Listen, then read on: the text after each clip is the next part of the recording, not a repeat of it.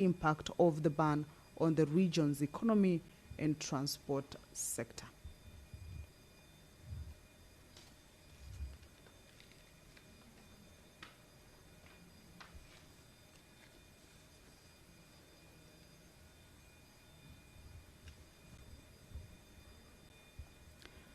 This morning, the House is facing a quorum hitch. The time allocated for the sitting is 9:30. It is now about 19 minutes past that. And the House has not quorated yet. The prayer has already been said and the chair taken. We have seen the first quorum bell on for the 10 minutes to know, or rather in vain, because that quorum bell did not enable the House to attain that much needed quorum yet. And right now is a second 10-minute quorum bell, the second round of the quorum bell. However, if at the lapse of this quorum bell, the quorum is not attained, then that means that the House will be adjourned until the next sitting. But this morning, being a Wednesday morning, the senators are expected or set to host the cabinet secretaries.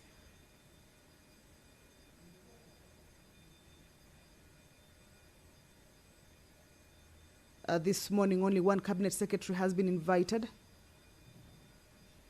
That means if the quorum is not raised and the House is adjourned, then the business that is lined up for consideration this morning will not be able to be transacted. Remember, there have been incidences where the senators have invited cabinet secretaries but have failed to show up.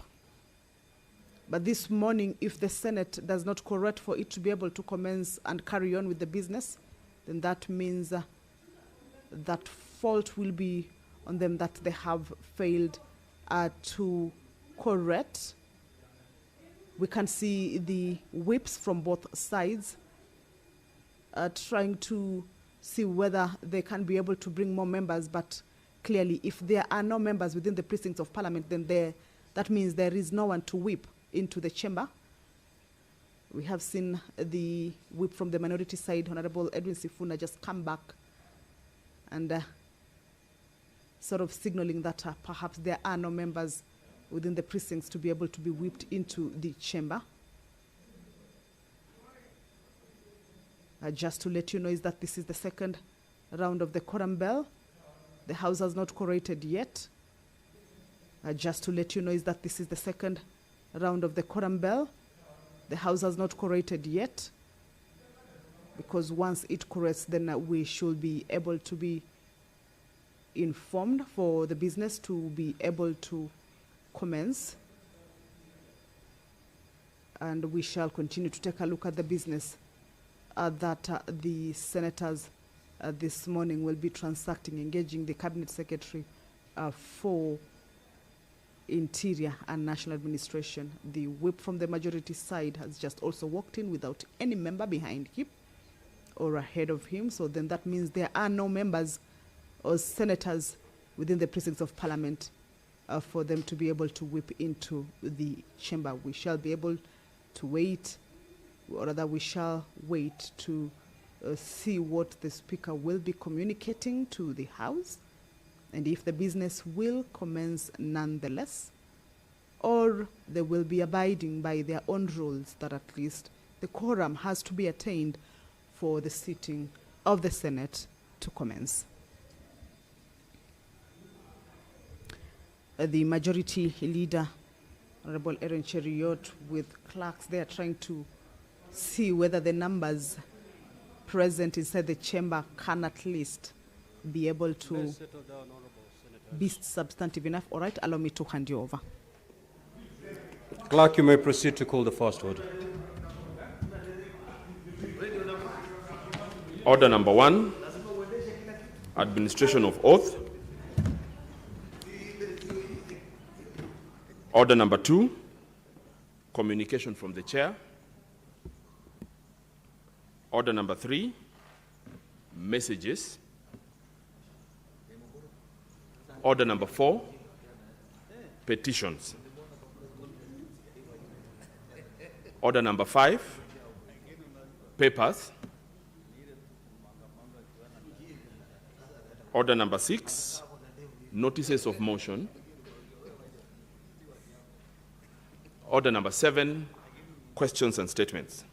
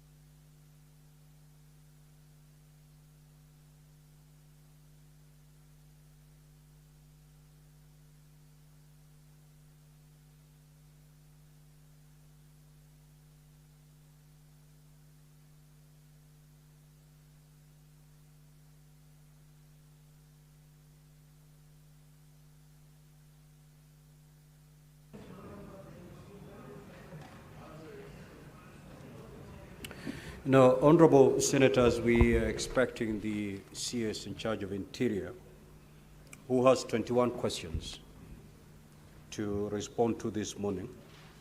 While we wait for the CS to be ushered in the chamber, we will proceed to order number 10. Thereafter, we will resume the natural flow as contained in the order paper. Clerk, proceed to call that order. Order number 10, motion, report of the Kenya Parliamentary Delegation to the 150th Assembly of the Interparliamentary Union, IPU, and related meetings held in Tashkent, Uzbekistan, from 5th to 9th April 2025. Senator Catherine Momo. Yes, Senator Boni. Mr. Speaker, we have heard you that you have amended so that we can start with number 10 and then go back to the question. But Mr. Speaker, could you clarify, is it that the Senate is now waiting for a CS? Is it the procedure of Parliament that ministers, when they are asked to come, Parliament must wait for them? Well, I asked the clerk to usher in the CS. While that is being done, we proceed to order number 10. That's what I said.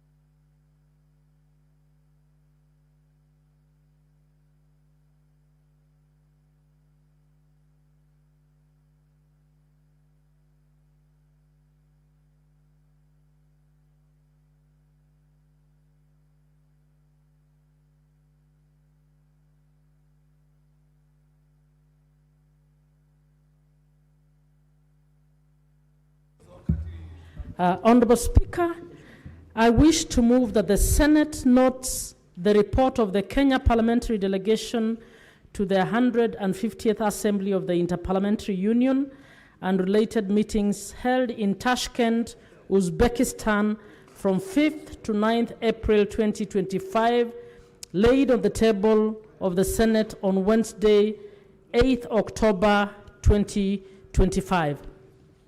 Honorable Speaker, this assembly, the IPU, the 150th assembly of IPU was held in Tashkent. Honorable Senators, a very beautiful country, Uzbekistan. When we were going, we didn't know what this is all about, but Tashkent is one of the most beautiful cities that we went to in a very well organized meeting. And the debate focused on the overall theme of parliamentary action for social development and justice, and provided parliamentarians an opportunity to discuss topical issues including poverty reduction, decent work, social integration, increased participation of the population in decision making, among other issues. A number of resolutions were adopted, and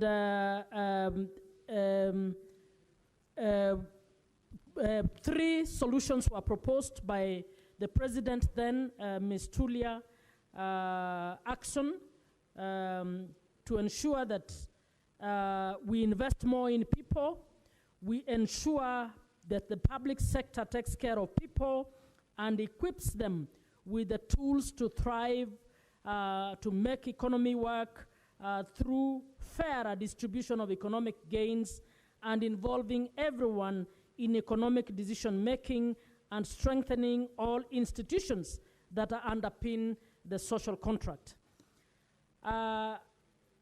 Referencing the general debate, there was a call for urgent and concrete parliamentary action on social development and justice, and the provision of several stark examples of rising poverty were raised by various members of parliament from different places. Honorable Speaker, we participated. You gave a very strong statement on the policies in Kenya and what we are trying to do around social development, among other things. Honorable Speaker, there was even a trip to field trip in Tashkent where a team of legislators were taken, and I was among them, to go and look at the manner of service provision and implementation of the health function within Uzbekistan, and we were able to pick some very good rights approach methodology of working with communities to ensure safe and healthy communities among that. And Honorable Speaker, following that, one of the decisions that was made during this IPU assembly was to transition a health advisory committee into a health committee of the IPU, and that health committee was set up, and I'm happy to report that I was elected as among the first members of parliament to sit on the IPU, newly formed IPU health committee. Now, Honorable Speaker, without taking so much time, I wish to basically indicate that IPU is usually a delegation of a strong membership from both National Assembly and the Senate, and you led us in this team. I was a member. Millie Odhiambo was also present, making good reports on the human rights of parliamentarians. We had John Kiarie, MP, also present. We had Titus Lotte. We had Clive Gisairo, John Makali, Raphael Chimera, Clark Jeremiah Nyegenye. We had Eunice Gishangi. We had Benedict Furaha, Nicholas Emegin, Innocent Bayer, John Muse, Madeline Gladys Kisama, Alice Njeri Kahuria, who did a very good job for the country, Kenya. I will not go too much into the report, and would call upon Senator Majority to second me. Thank you.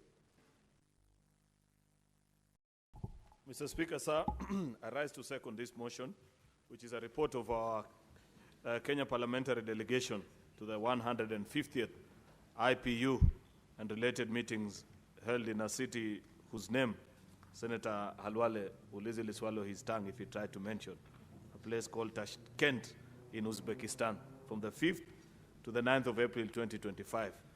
Mr. Speaker, I appreciate each time when we send delegations out of Parliament and they bring a report.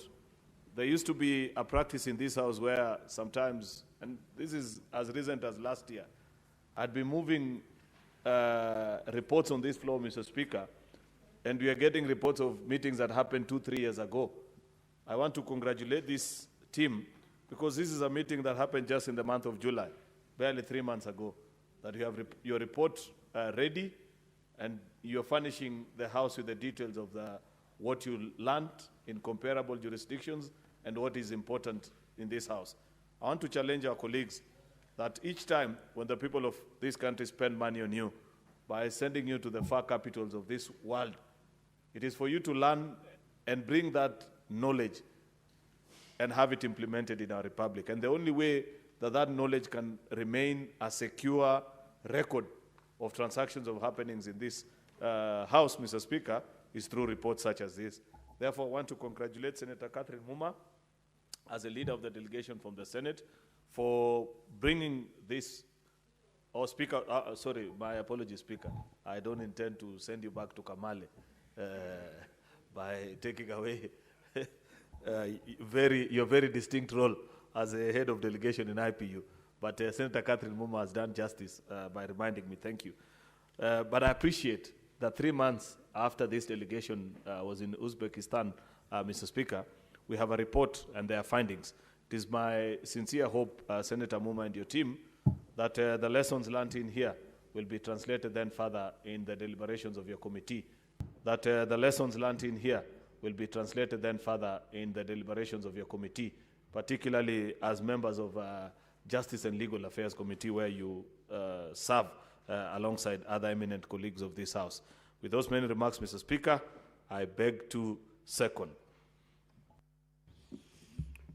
Honorable Senators, I'll now proceed to propose the question that the Senate knows the report of the Kenya Parliamentary Delegation to the 150th Assembly of the Interparliamentary Union IPU and related meetings held in Tashkent, Uzbekistan from the 5th to the 9th of April 2025 and laid on the table of the Senate on Wednesday, 8th of October 2025.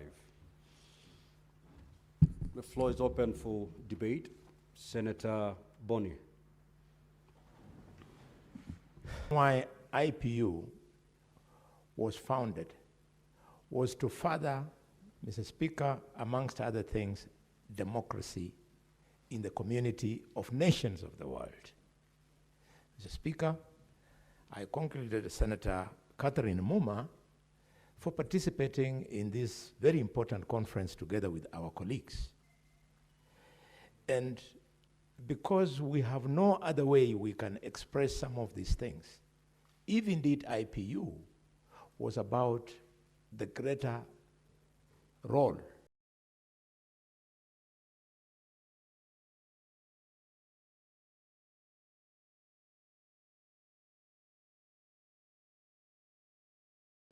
of democratizing within communities of the world, I urge the IPU to up their game, to find the strength to speak to African leaders. Mr. Speaker, today we are seeing presidential elections in African countries being conducted by the sitting presidents in office who give no role to the electoral commissions in their countries.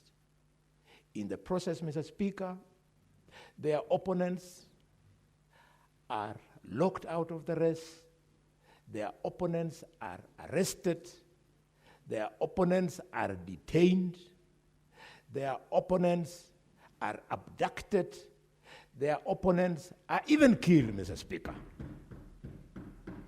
The IPU must take over the role of the African Union, because the African Union, instead of speaking to this, they are busy congratulating their colleagues. The African Union has now become a talk shop, a special club for African presidents to protect each other. Mr. Speaker, we know of recent elections in Africa where senior African politicians have witnessed elections in their countries from prison, charged with treason, Mr. Speaker.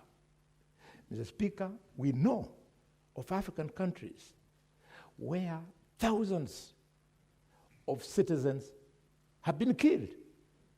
We know of African countries where Kenyans are being harassed in their hotels, in their businesses, in those countries, because they are being suspected to be the ones who are responsible for the unrest. Africans should know that Kenyans are very hard-working people. When they go to their countries, they are looking for business. They are not going there to play politics. I would like, at least as far as Kenya is concerned, our government to protect Kenyan citizens in such a countries where they are currently being harassed, Mr. Speaker. Mr. Speaker, when I see the kind of business that African countries lose because of this instability, I say, how I wish the standing orders of Parliament of Kenya could be changed so that we could do substantive debate on this very, very serious issue, Mr. Speaker. Mr. Speaker, for some of us, our communities cut across nations. For example, if you take the Kenyan Somali, his relatives are in Somalia, his relatives are in Ethiopia. So when unrest takes place in those two countries, the Kenyan Somali is expected to keep quiet. Similarly, the Luos, the Maasais, they are in Kenya, they are in Tanzania. When their relatives face this kind of atrocities, we are supposed to keep quiet. Similarly, the Luyas and Tesos, our relatives are in Uganda. And when these things happen, we are supposed to keep quiet. Maybe we should change standing orders so that African parliaments can boldly debate the nonsense that is going on where the African Union has failed. I support. Senator Maanzo. Thank you, Mr. Speaker. Mr. Speaker, IPO is a very important organization in the world. And just as Senator Halwale had observed, it could be useful in advice and in guiding in many principles that members of parliaments all over Africa and many other parts of the world could advise governments, Mr. Speaker, or could influence politics, Mr. Speaker, in a certain way. Mr. Speaker, what has been happening in the world currently is very unique. The situation in the Sudan, Mr. Speaker, the violence in Tanzania,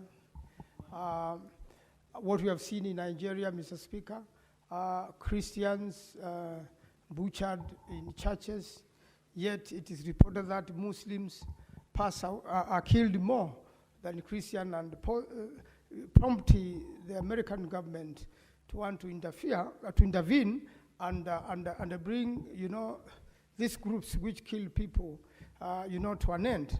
Mr. Speaker, IPU could help resolve these matters. I believe all these countries, their members of parliament attend IPU, and part of bringing peace into the world or giving suggestions and influencing politics of the world, Mr. Speaker, for the betterment of it, is that sharing and experiences and the best practices, Mr. Speaker, could improve the situation. I believe the best practices of politics could make the world better because, Mr. Speaker, it seems the world is led by politicians. Politicians influence what happens in many situations. I've seen the report of observers, and part of our members of parliament went to observe elections in Tanzania, Mr. Speaker. They have brought back very interesting scenarios whereby the citizens decided to attack properties belonging to politicians. They thought it causes strain in these particular countries. And Mr. Speaker, that's something to be learned by ourselves and by many parliaments of the world. When citizens decide to target certain people and to destroy their properties completely, former presidents, influential people in parliament, influential people of political parties, they target just that particular family, Mr. Speaker. It's a very sad situation, Mr. Speaker. In a situation whereby politics destabilize a country, Mr. Speaker, innocent people suffer, like the case in the Sudan now. You see families running away, families having lost their residence, families, divided and the people lost. Mr. Speaker, I believe there are members of the Parliament of Sudan who probably come to IPU and could have shared experiences in different places of the world. And Mr. Speaker, we could reduce the suffering of the people through parliaments, Mr. Speaker, and through members of parliament when they share their experiences. Political parties and how politics are conducted, Mr. Speaker, is very interesting. Quite a number of our very good friends have lost their nominations in Uganda, and most of them were targeted, the ones in cabinet and are also in the House. And in the same political party, Mr. Speaker, they decide, we are not nominating you. It is time for you to go home. And these people move to independence and resist and want to go back to the people, while the people are telling them, please take a little bit of rest. We compare somebody else that maybe we'll have you in future. And I believe these experiences, Mr. Speaker, while shared, each one of us will learn something from another member of parliament from another country. And every time there are international gatherings, my members of parliament really share their experiences on politics, on development, and how generally a country gets affected when politicians or political parties take certain decisions. Our own experience here, Mr. Speaker, with the death of the Right Honorable Raila Odinga, everything, Mr. Speaker, seems to have gone back to the drawing board. People are realizing this man, Raila Odinga, really was holding a very important place in this country. He from the days he was in parliament to the many things he has participated locally and internationally, to the bringing in of a new constitution, Mr. Speaker. It had gotten to a level that the old constitution could no longer hold this nation together. And the politicians and members of parliament came together, took the best constitutions all over the world, looked for the best legal practices, and came up with a constitution, Mr. Speaker, which is largely accepted. And after elections now, people are able to move on. I wish also other nations can pick from the example of Kenya, the way Honorable Raila Odinga has behaved, the way he's able to move on after an election. I think many nations don't know how to move on after an election gone wrong. He was able to bring the country together, bring peace to a country. And Mr. Speaker, when you travel around, you are able now to appreciate how important peace is in a country. Mr. Speaker, in a country where you cannot drive at night, where there is a curfew. Mr. Speaker, in a country where people want to travel are stranded in airports, all because of politics, all because of decisions made by politicians, decisions taken at parliaments. It makes us now begin having the sense that there is, the country is bigger than us, and that the positions we hold in this country go a long way to make other Kenyans, or to determine the destinies of other people. And I believe with all the experiences shared from this particular IPO meeting, we want to learn from those who participated, pick their experiences, and make the world a better place. I thank you, Mr. Speaker. I support. Senator Esther Akanyuri. Thank you, Mr. Speaker. I also wish to support this report by Senator Muma. Senator Muma and your team, I hope you enjoy it, because this country is known for its hospitality towards visitors who are visiting their country. Mr. Speaker, when you actually look at the resolutions made in that 150th Assembly, they were very serious resolutions which I feel if the members who participated in that can bring back some, can hear, and we're able to implement, we will be going a long way in shaping the country the way we would wish to see the future generations that are coming look at it. Mr. Speaker, look at the issue of youth empowerment.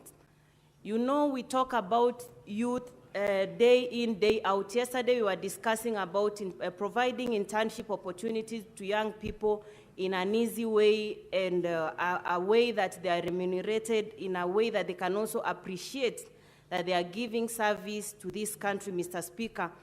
And when you actually look at the wider discussion on empowering young people first need to be put in avenues where they can also give their decisions and be part of the decision-making process, Mr. Speaker.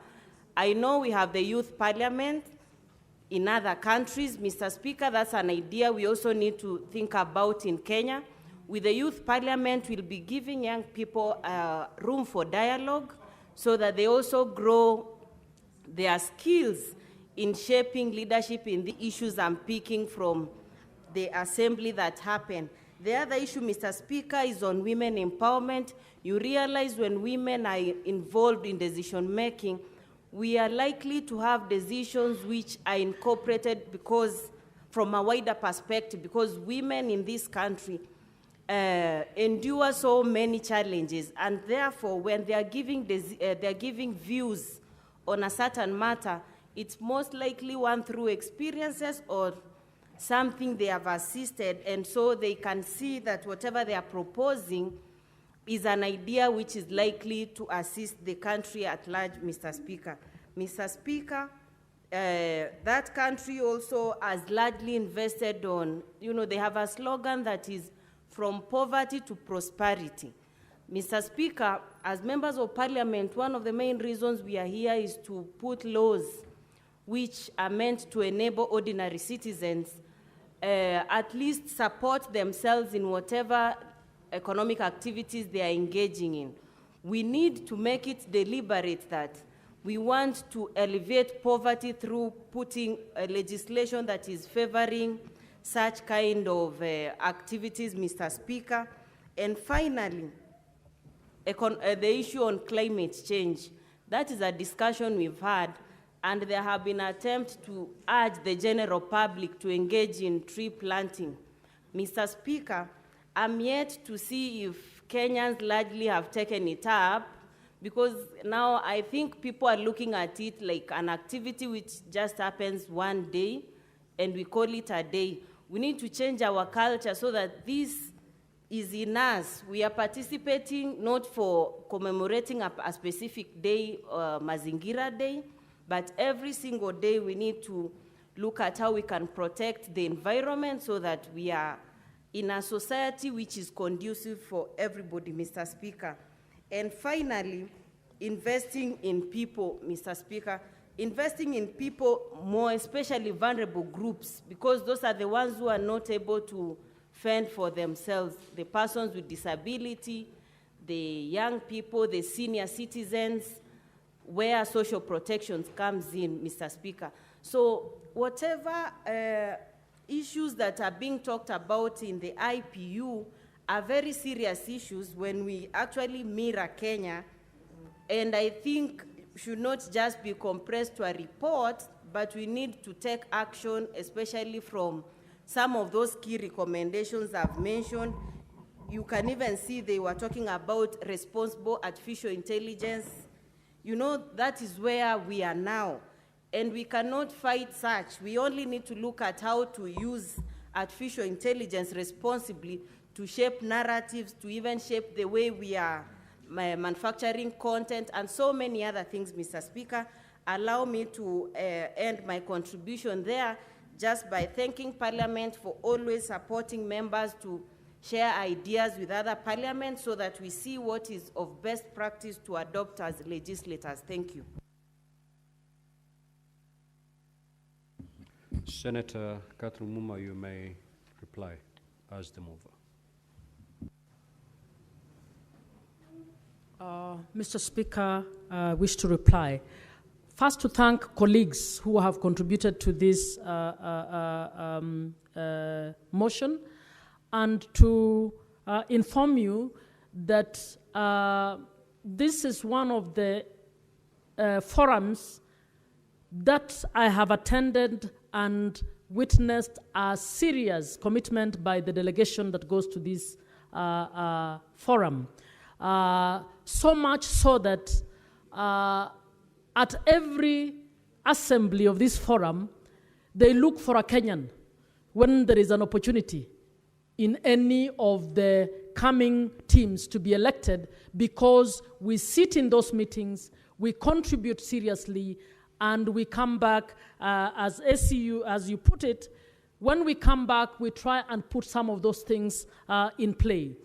I am in the working group on science and technology, and the issues that have been raised on AI are issues that you may have heard me speak on this floor. I've talked about internet governance and what we need to do to balance around issues of technology, and the Parliament playing a catch-up role in terms of raising the legislation. Members, you may not be aware, I know we have a lot of debate about cybersecurity and cyber freedoms, but this is something that requires objective dealing by Parliament, so that we actually have a law that balances freedoms of expression as well as protection of rights of those who would be harmed as a result of the new technologies. I would want to report that Millie Odhiambo chaired and sits on the Committee on Human Rights of Parliamentarians. We have the Human Rights and Democracy Committee, a separate one. We have a Human Rights of Parliamentarians Committee. That committee receives petitions and investigates violations of rights of political opponents, and it has done a sterling job, always investigates and reports very objectively, and has actually come up with indictments on some of these issues. We also have moved here, you are aware, members, that I came up with an anti-trafficking, a bill to support, to include orphanage trafficking among the laws in Kenya. That is an idea I got from IPU after discussion in IPU. And Honorable Speaker, I'll be asking, once it went to National Assembly, they actually, for some reason or other, treated it as if it's not a bill that should be passing through the Senate. So I'll be speaking to you to see whether we can appeal that decision so that we are able to process that law. So basically to say all areas of development and economy are discussed in IPU, and all interest groups are represented in the IPU discussions. And the Speaker usually will carry on his delegation every so often. He will carry youth to participate in the IPU youth sectors, women, and so on, and we continue doing that. I also want to report that I was looked for because of my participation in the formulation of the UN Convention on Disability. I have been included in the team that will be developing an IPU resolution on disability. So I'm also working on that bit. So I wish to thank members for what you have said and to invite you to keep taking an interest. We learn a lot more on what's happening in other jurisdictions, and that improves our participation. Thank you, Mr. Speaker. Clerk, do you have the requisite quorum before I put the question? We do? All right. So, honorable senators, I'll proceed to put the question. That the Senate notes the report of the Kenya Parliamentary Delegation to the 150th Assembly of the Interparliamentary Union, IPU, and related meetings held in Tashkent, Uzbekistan, from the 5th to the 9th of April 2025, laid on the table of the Senate on Wednesday, 8th of October 2025. Will as many as of that opinion say aye? Aye. Will as many as the contrary opinion say nay? The ayes have it. Now, honorable senators, we will now go back to questions. I'm informed the CS is already in the House. Honorable CS, welcome to the Senate once again. Now, honorable senators, we have 21 questions. These 21 questions are to be responded to between now and 1:15 p.m. So that means we will be allocated. These 21 questions are to be responded to between now and 1:15 p.m. So we will be allocating time per question. If you look at your clock, we have about less than 3 hours to receive response to those 21 questions. So I'll be limiting the time per question so that we cover all these 21 questions. Now, we will start with question number 13 by the Senator for Kirinyaga, who seems to have 3 questions to ask the CS. So Senator Murango, the floor is yours. You may proceed to ask the question.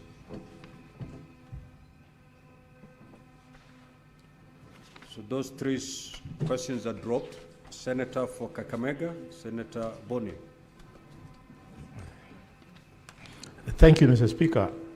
Mr. Speaker, before I ask my question, allow me to extend my condolences to the wife of J.M. Kariuki, Mama Terry Kariuki, who has passed on, and request the minister that because of the unique history of Josiah Mwangi Kariuki in this country, the state should remember that his wife is dead. Mr. Speaker, my question is as follows. What is the status of investigations into the attack on Honorable Peter Salasia, MP, Member of Parliament from Mumias East constituency, at Harambe in Bukhaya Catholic Church in Mumias Town on 12th of November 2023?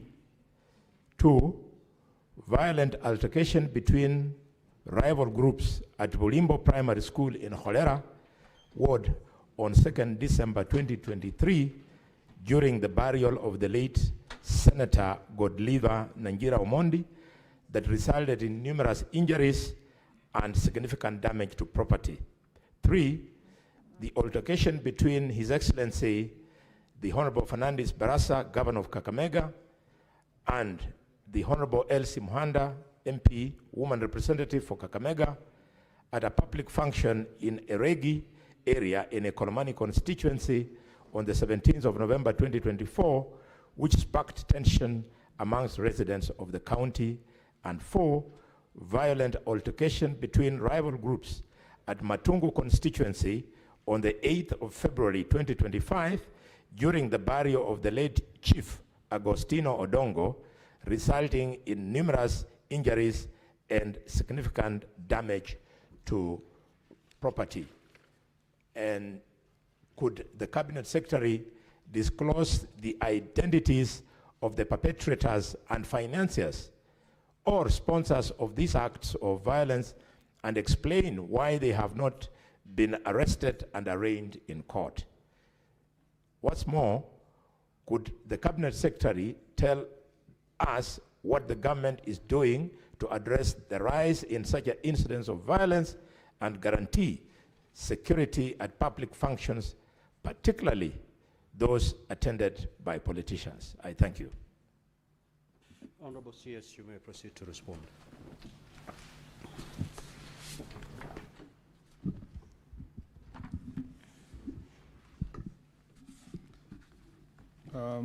Thank you very much, Mr. Speaker.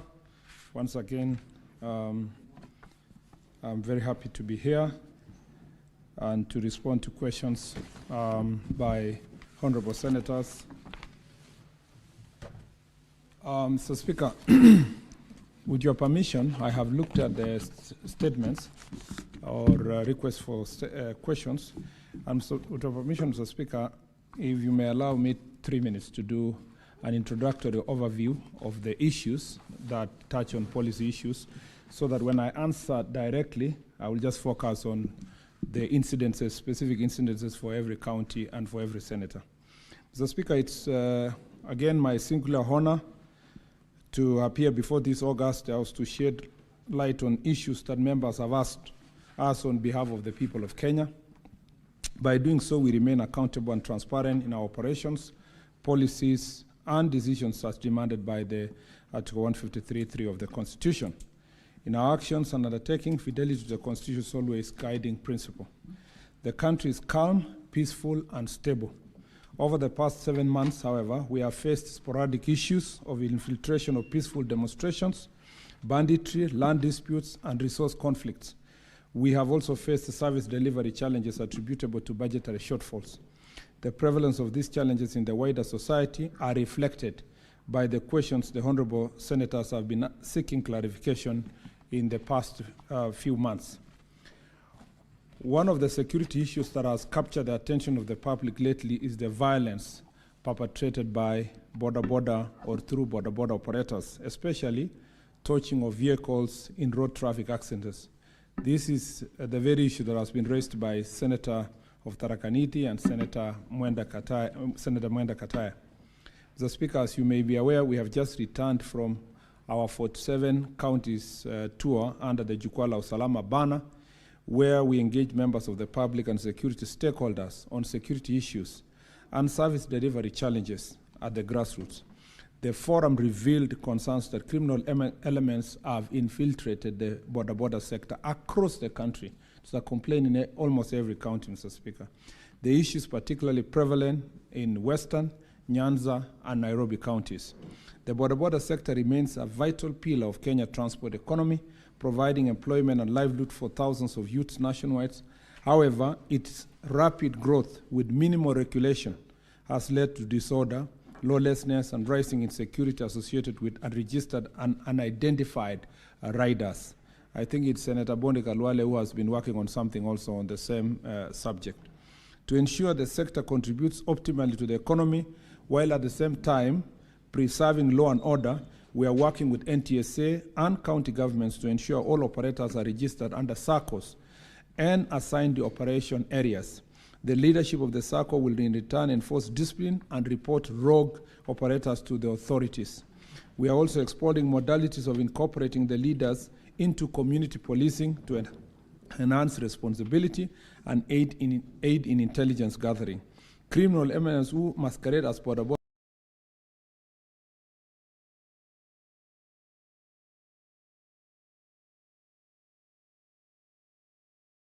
operators will be prosecuted to protect the, and they call it discipline in courts, but military.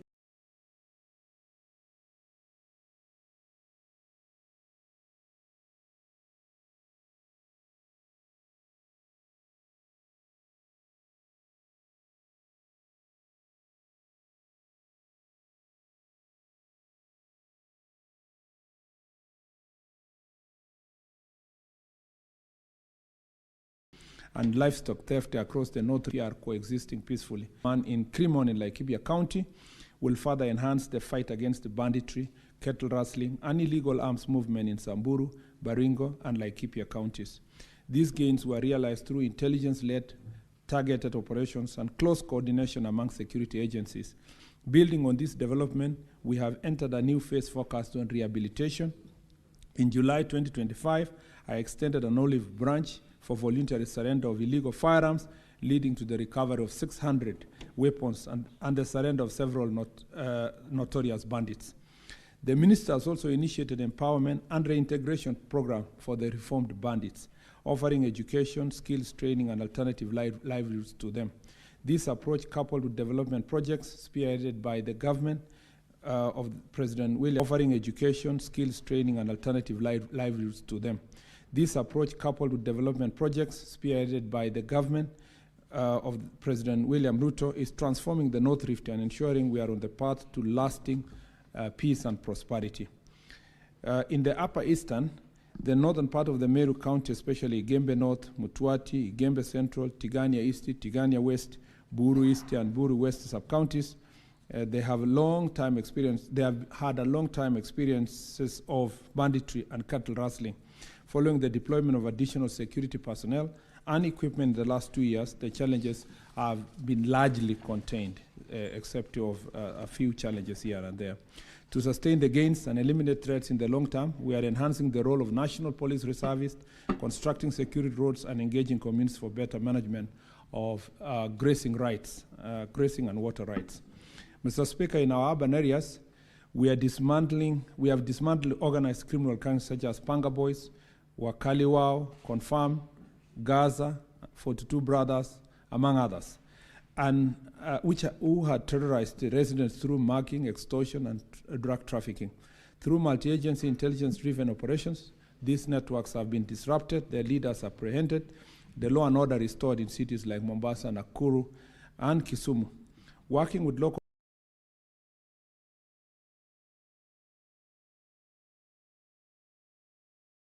administrators and communities, we have reclaimed neighborhoods once ruled by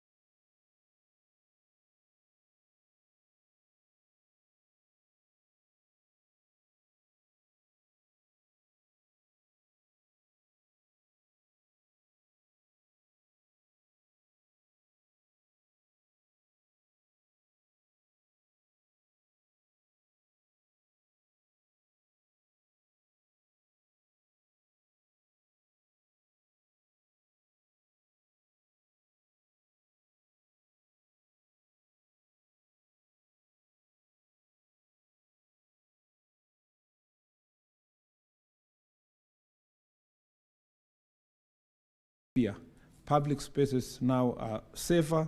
Respond to this question specifically, especially the one that has been asked by the Honorable Senator for Kakamega, so that we make progress. Otherwise, with the 21 questions, we may not even go halfway if we proceed with the manner in which you have started. Mr. Speaker, why I asked your permission was that instead of infusing all these answers to the different questions, so that I just don't need to explain the other issues, I decided to summarize it in an introduction, which I only remained with 1 page. Then when I go to his question, I'll just ask specific incidences without going back to the policy issues. So you're saying I have only 1 page. Your statement is a response to all the policy issues across all the questions, Mr. Okay, Speaker. so and I have only 1 page to go, just and then I go to the specific questions. So, Mr. Speaker, where was I? So, yes, the minister has also accelerated. No, I was almost here. These modernization plans include the introductions of digital occurrence book systems, installation of CCTV cameras within and around police facilities, and the integration of data management systems to enhance transparency, accountability, and real-time coordination in police operations.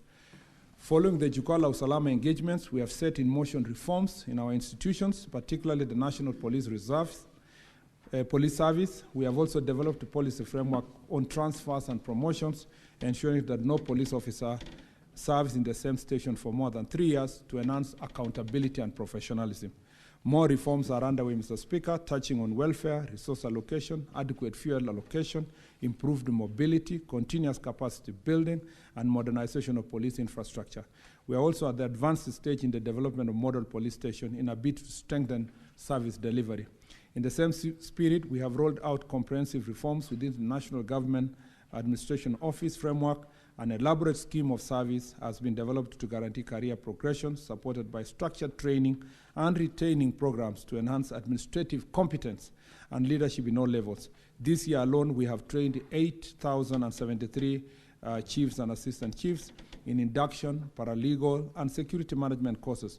Besides, 804 assistant county commissioners have been trained in and awarded diploma in public administration certificates.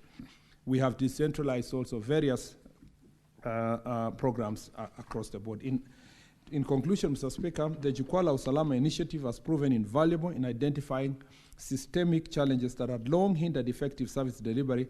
By engaging directly with the officers and the public on the ground, we are solving problems that could never have been fully understood from boardrooms in Nairobi. So some of the far-reaching operational and policy changes arising out of the Jukwaa forums will need a support of Parliament, and I will be coming to you, dear Honourable Senators, for your consideration. With your indulgence, Mr. Speaker, now I beg to move to the detailed responses to the specific questions. The 26. I think it was question number 26 from Honourable Boni Khalwale, Mr. Speaker. And to save time and considering the number of questions, I will not repeat the question itself. I'll just go straight to answering part A, which is the status of investigations into attack on Honorable Peter Salasha, MP at Harambe Buhaya Catholic Church in Mumias Town on 12 November 2023. Mr. Speaker, the Member of Parliament for Mumias East constituency, Honorable Peter Salasha, attended Harambe of Buhaya Catholic Church in Mumias Town on 12 November 2023. The event, organized by the Western Region Members of Parliament caucus, was presided over by the Right Honorable Speaker of National Assembly, Honorable Moses Masika Wetangula. However, Honorable Peter Salasha was attacked by a rival of a group of young men when he was invited to address the congregation, resulting in a fracas that led to his injuries. He reported the matter on at Mumias Police Station, where it was recorded in the occurrence book under entry number 23 of December 23/12/11/2023 at 2:25 p.m. He was advised to seek medical attention and complete a P3 form, a copy of which was provided to him. However, despite being invited by the investigating officer, the complainant, Honorable Peter Salasha, is yet to return to provide his statement to the police. As a result, the case remains pending under investigation due to complainant's failure to record his statement. On Part B, Mr. Speaker, status of investigations into violent altercations between rival groups at Bulimbo Primary School in Holera Ward on 2nd December 2023. Honorable Speaker, the funeral of the late Honorable Godliver Omondi, may she rest in peace. We served together in this house with Senator Boni Khalwale and Godliver. A nominated member of the County Assembly of Kakamega then was held on 2nd December 2023 at Bulimbo Primary School grounds. The event, attended by senior politicians, concluded peacefully at approximately 5:30 p.m. No incidents of violence or injuries reported or reports were made to the police in connection with the event. Part C, the status of investigation into altercation between Honorable FCPA Fernandez Baraza, OGW, Governor of Kakamega County, and Honorable Helsi Muhanda, Women Representative of Kakamega County, on 7th November 2024. Honorable Speaker, on 6th November 2024, Honorable Elsie Muhanda took to the podium to address mourners at a funeral in Imalamba, Eregi. However, her remarks reportedly provoked supporters of the Governor Barasa, leading to a commotion. A brief altercation ensued between the two groups, prompting police intervention. which swiftly restored order and prevented destruction of property. One individual who sustained minor facial injuries reported the incident, which was booked in 16/7/224 at Eregi police station. Despite police efforts, the injured individual declined to provide formal statement, and as such, the case remains pending under investigations. D, the status of investigations to violent altercations between rival groups in Matungu constituency on 8th of February 2025. Honorable Speaker, there was a violent altercation between rival groups at Matungu constituency on 8th of February 2025 during the burial of the late Chief Agostino Odongo, resulting in numerous injuries and insignificant damage to property. Mr. Felix Omutala, who was allegedly attacked by a group of 4 individuals, complained of assault, prompting the Director of Criminal Investigations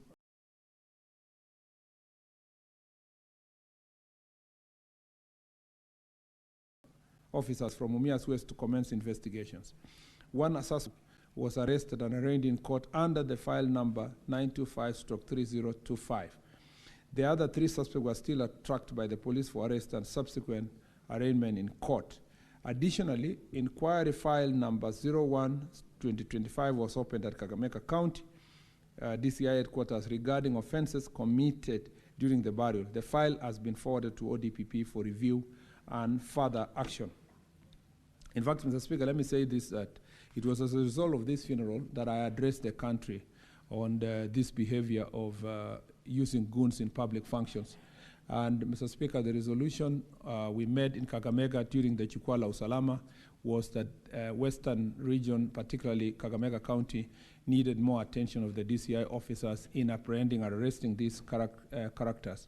Mr. Speaker, because of the efforts we put in place from February, that's the kind of incidences such as the one that happened in Matungu, Mr. Speaker, have come down in Kakamega generally, and particularly in Mumias area, where the public meetings have been impossible to contain because of the kind of violent mobilization that political leaders engage in. Mr. Speaker, this is an issue of great concern to us going to the elections, and the DCI and the National Police Service are prepared to deal very well or decisively on this issue, Mr. Speaker, and it is something that we are alive to and we continue to monitor. Disclosure of identities of financiers of violent acts and their legal status. Mr. Speaker, due to the sensitive nature of ongoing investigations, we are currently unable to disclose the names of the suspects to avoid jeopardizing the process. However, intelligence gathering so far has identified key financiers behind these violent acts, and investigation to uncover additional suspects have made significant progress.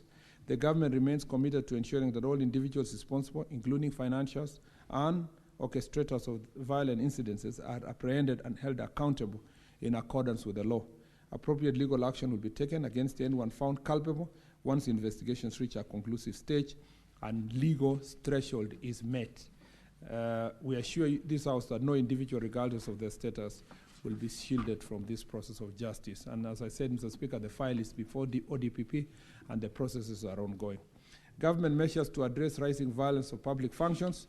One is that, Mr. Speaker, the government acknowledged the increase in politically motivated violence at public gatherings, particularly in Western Kenya. To address the vice, and when I say Western Kenya, it's not Western region. It's all the way to Nyanza, Mr. Speaker, and also some parts of Rift Valley.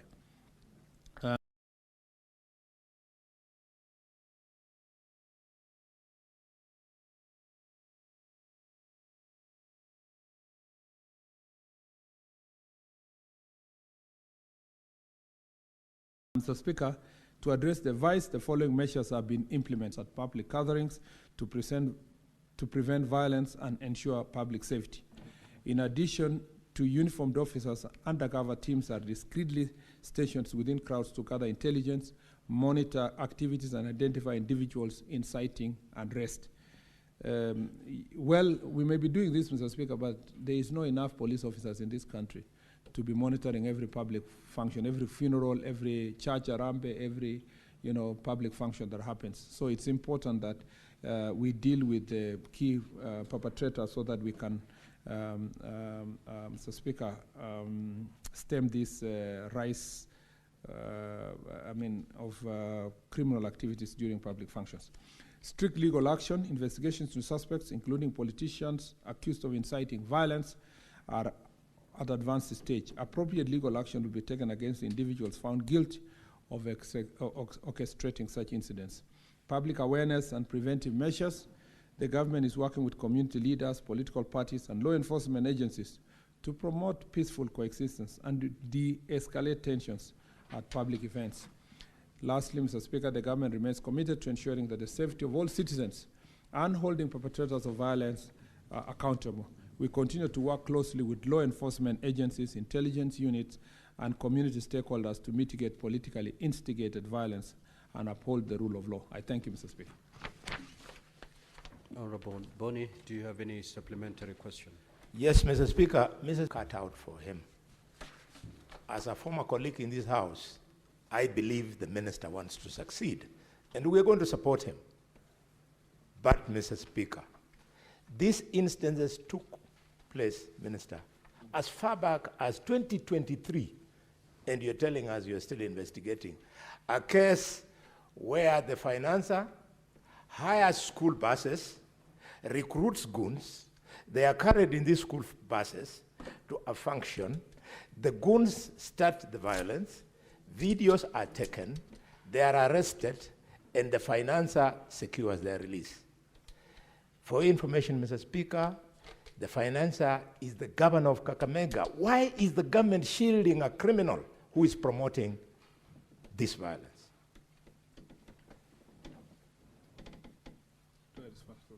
Honorable CS. Thank you, Mr. Speaker. As I made it very clear, is that, Mr. Speaker, in some instances, why nothing has happened from 2023, the victims are running away from the case. You know, a member of parliament, for example, like Honorable Salasia, is refusing. And you know, it's not because he doesn't know the law. He is running away from coming to record a statement. So the DCI cannot again arrest the victim so that they can cooperate, so that we can investigate the people. So, Mr. Speaker, there are challenges here. Sometimes, Mr. Speaker, political leaders think that they are weak if they pursue a case to its conclusion, because they think that if they go to a dock and or a witness stand, Mr. Speaker, and they are now narrating how they were beaten, they think that their constituents will consider them a weak person. So sometimes they drop these cases. And so, Mr. Speaker, there's very little we can do. However, I agree with Honorable Boli Kalwale that our work is cut out. And it's unfortunate that leaders who we expect to assist us to de-escalate acts of violence are the ones who are organizing, Mr. Speaker, their goons and the so-called bouncers, Mr. Speaker, to public functions, making it very difficult. You know, when we were in the Jukwaa Usalama in Kakamega, the county security team are saying they dread when they hear that there is a high-profile funeral by maybe a senior person like the chief that happened in the former chief that happened in Matungu, because they know that that weekend will be very difficult in terms of deploying so many officers to one function. So, Mr. Speaker, we agreed that it is important for us leaders to escalate this behavior. Here before this House that Honorable Governor Barasa was involved in any way. Mr. Speaker, as the DCI said that the investigations are still ongoing, we'll stand with that. And Mr. Speaker, you know, you must take it, when Honorable Boni Kalwale mentions the name of his own governor, you must take it with a pinch of salt, Mr. Speaker, because just like his governor, Honorable Boni Kalwale is also fighting to be a governor in Kakamega. So we take his statement with a pinch of salt. Thank you, Mr. Speaker. Senator Fomeru, you may proceed to ask question number 072.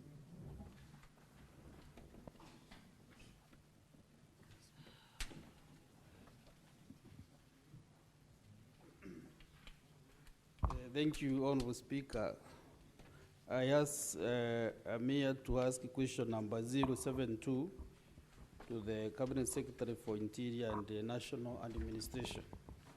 Mr. Speaker, number A is why are there recurring and escalating incidents of banditry and cattle rustling in Igembe North, Igembe Central, Tigania East, Tigania West, and Ibore constituencies in Meru County, despite the government's repeated assurances of enhanced intervention efforts?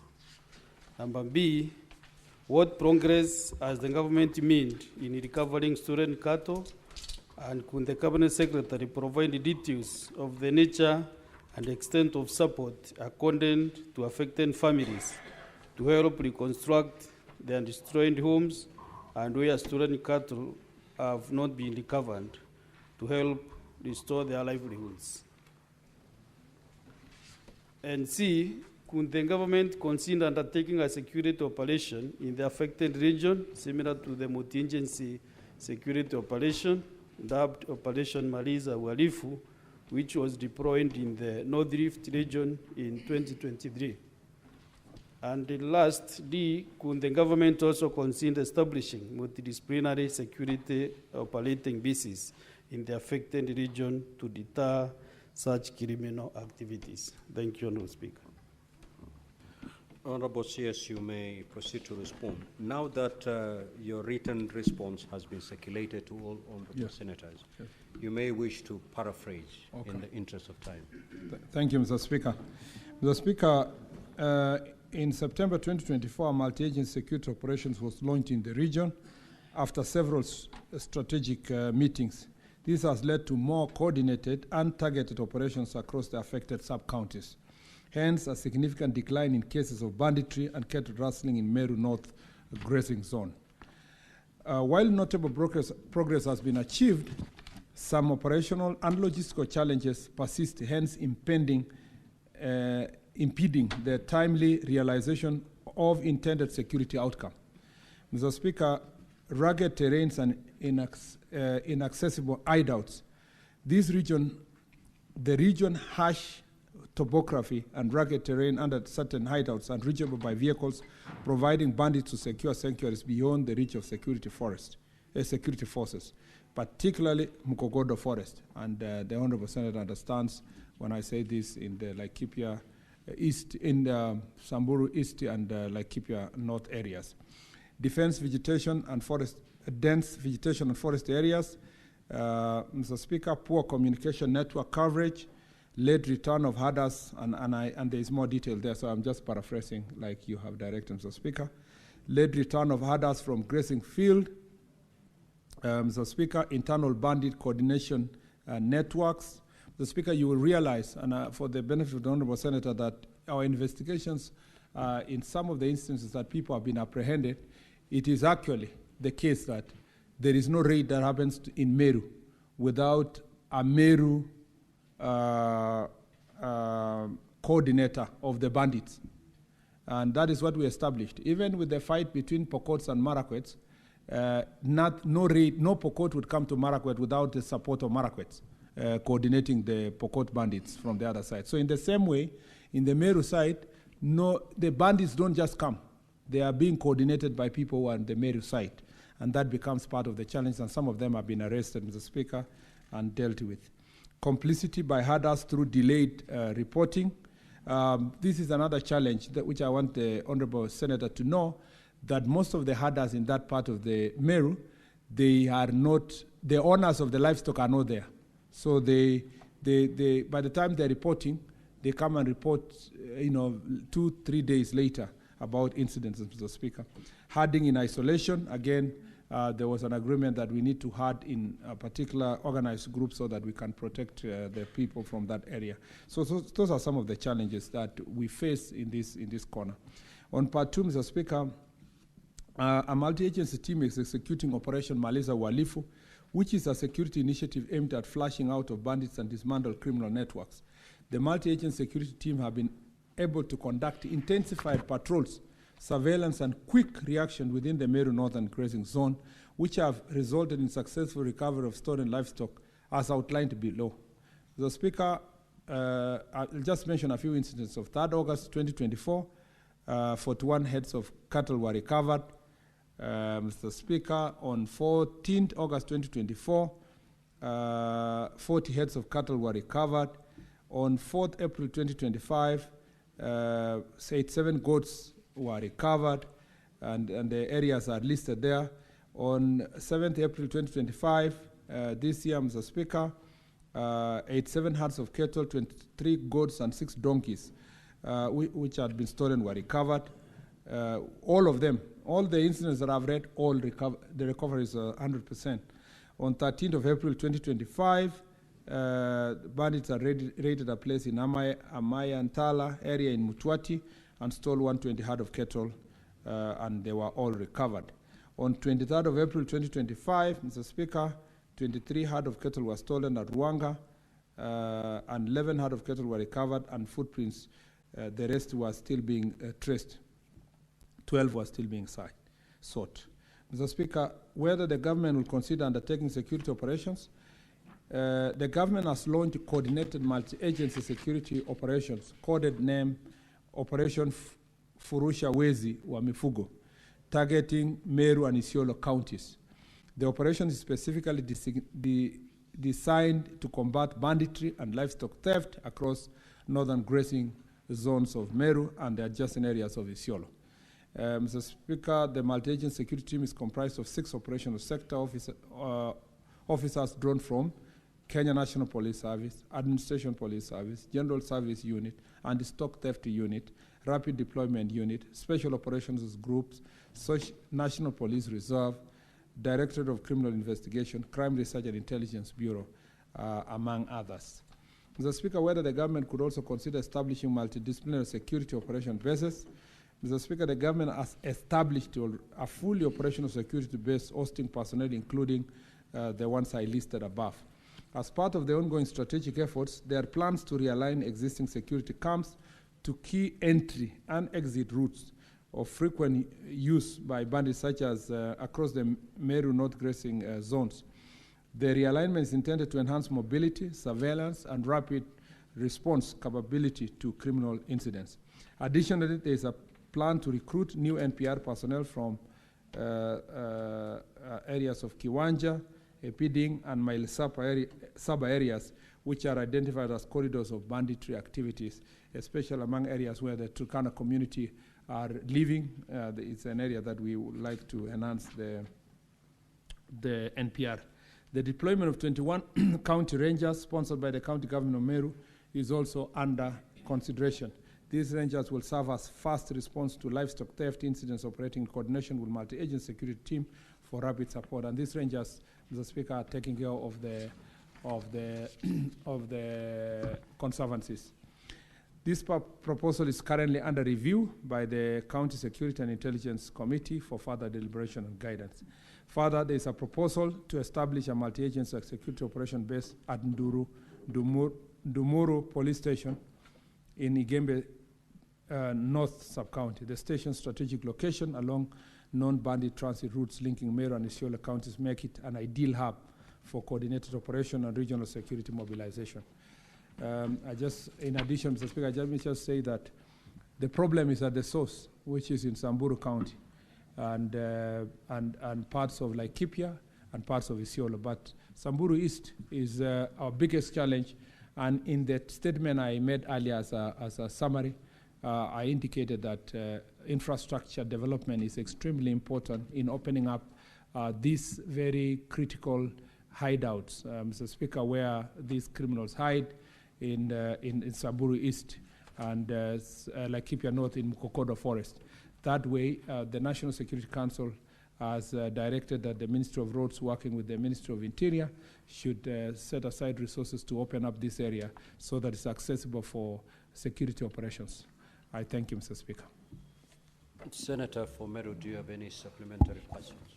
Thank you, Mr. Speaker. And I want to thank the CS, but let me say that some statistics that he has given me are not satisfactory, Mr. Speaker, because this case of Meru, men and women acting as collaborators with the bandits, Honorable CS, it is not documented, and as far as I'm concerned, and my knowledge is maybe true, we have not received any report comprehensive report that the Merus are collaborating with the bandits. And if there are any cases, maybe if you could provide this house with that data so that also it can help us as a community, because it has not been documented, it has not been laced by the security. And also, Mr. Speaker, another issue is, you have said that there is late reporting of this theft of cattle and livestock. Mr. Speaker, you know, these guys rent our homesteads, not even now the grazing areas. There is nothing to steal from the grazing areas. They took all the cattle from the grazing areas, and now they are coming up to actually the markets, stealing goods in sheds from the homesteads. So, Mr. Speaker, there's not a matter of reporting, and the reporting is actually instant to the security forces. But, Mr. Speaker, we have that problem. But now that you are here, Honorable CS, can you kindly help us in the Bore East and West? That is where now all the criminals have moved to my reservoir and in Garendale Forest. So there's this, what the county government is trying to do, but if you could add more security officers, the police officers in that belt, so that sometimes when these guys pass through the police posts, the police stations, because they are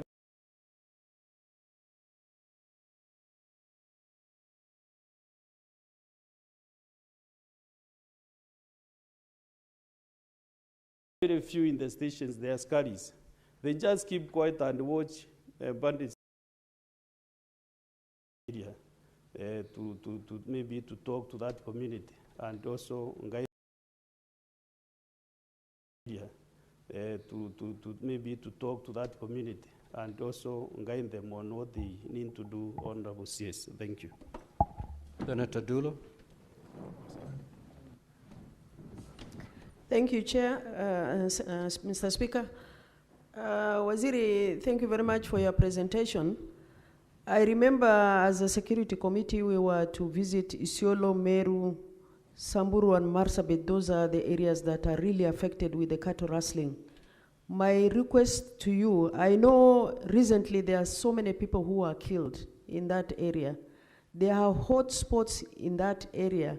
Is it possible for the government to put security, more specifically in the areas that we really feel attack normally happens or criminals use as an area of raid? But it's important if we have a get together and see how we can iron out those issues, because it's really affecting those 4 counties. I thank you. Senator Mofai. Thank you, Honorable Speaker. Honorable Speaker, I happen to suffer from the same fate. Tharaka is one of the constituencies, especially the lower part of the Tharaka constituency. Honorable Speaker, we had made some requests from the Minister of Interior to have people recruited as KPR, maybe to reinforce the existing security apparatus.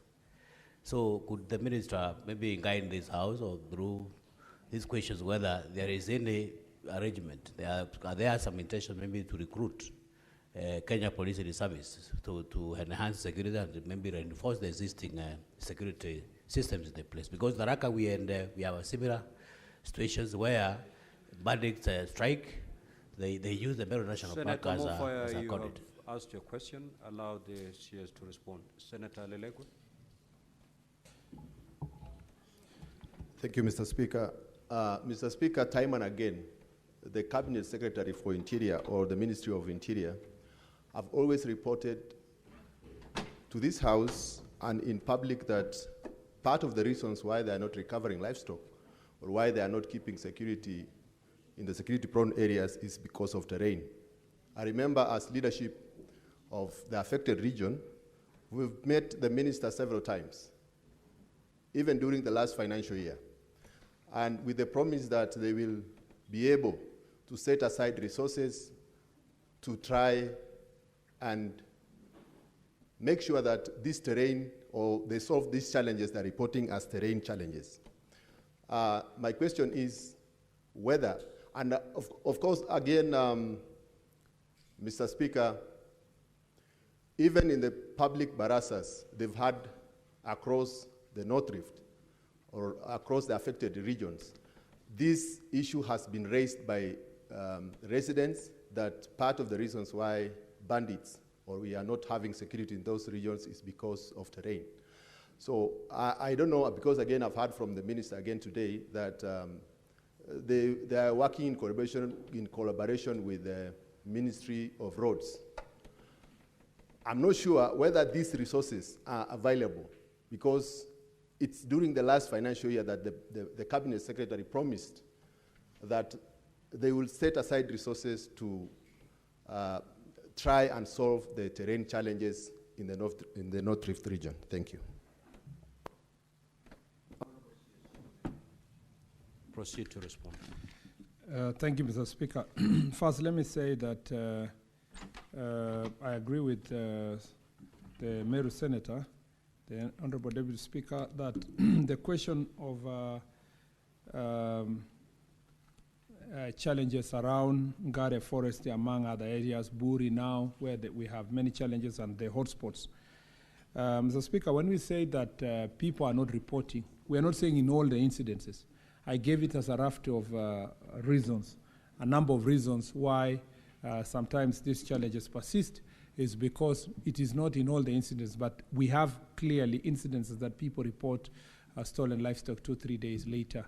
And even in public barazas, previously, even before I came to office, this issue was properly discussed, and the communities agreed that they needed to graze together, but also they need to make sure that they have somebody's taking care of the livestock. The thing is that, Mr. Speaker, before banditry, these livestock didn't need to be taken care of because to have somebody taking care of them the entire day. You take them to grazing field and pick them in the evening. But now with banditry, the challenges persist. Mr. Speaker, on the question as to whether there is a collaborators from the Meru side, of course they are. Mr. Speaker, I'm from Marakwet side. And when I was sitting where the Deputy Speaker was sitting, when I was told by security people that there are Marakwets who are assisting Pokots to steal livestock of Marakwets, I would deny the way the Senator would deny. But with the information I have now, Mr. Speaker, I know that there were many Marakwets who were assisting the bandits from Pokot to steal livestock.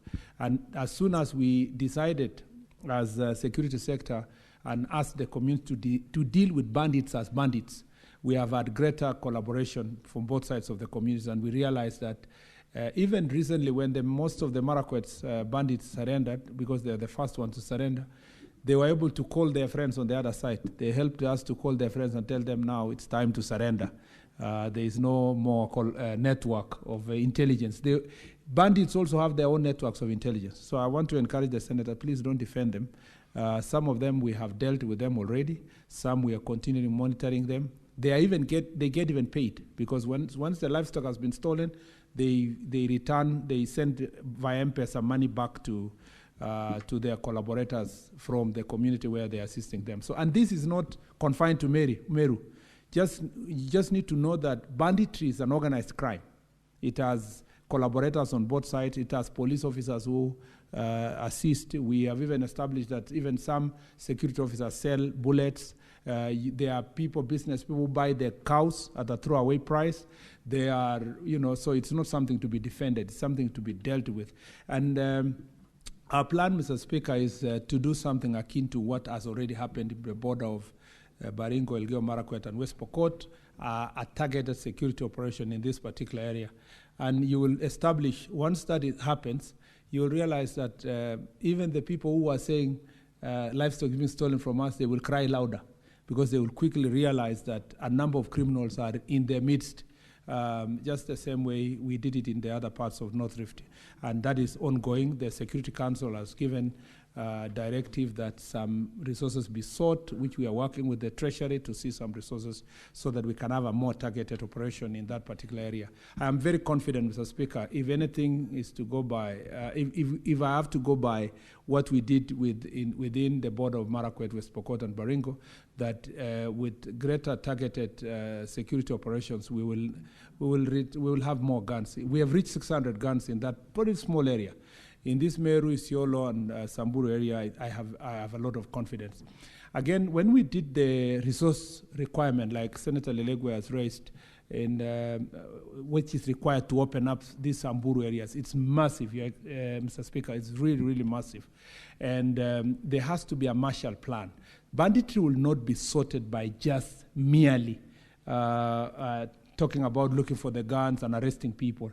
The development is a key issue, whether it is roads, water, electricity, and education. And that's what is bedeviling parts of Turkana, Samburu, and Baringo, West Pokot, and Isiolo, and other places of Laikipia. So as a result of that, there are certain roads that have already been identified. The Senator knows that the road from Maralal to Baragoi is now going to be delivered in this, hopefully in this financial year, that the program will start. And there are about 6 or 7 key roads in that belt, Mr. Speaker, that when we get the resources, and it's massive resources that are required, we need about 3 to 4 billion to just open up roads without even tarmacking them.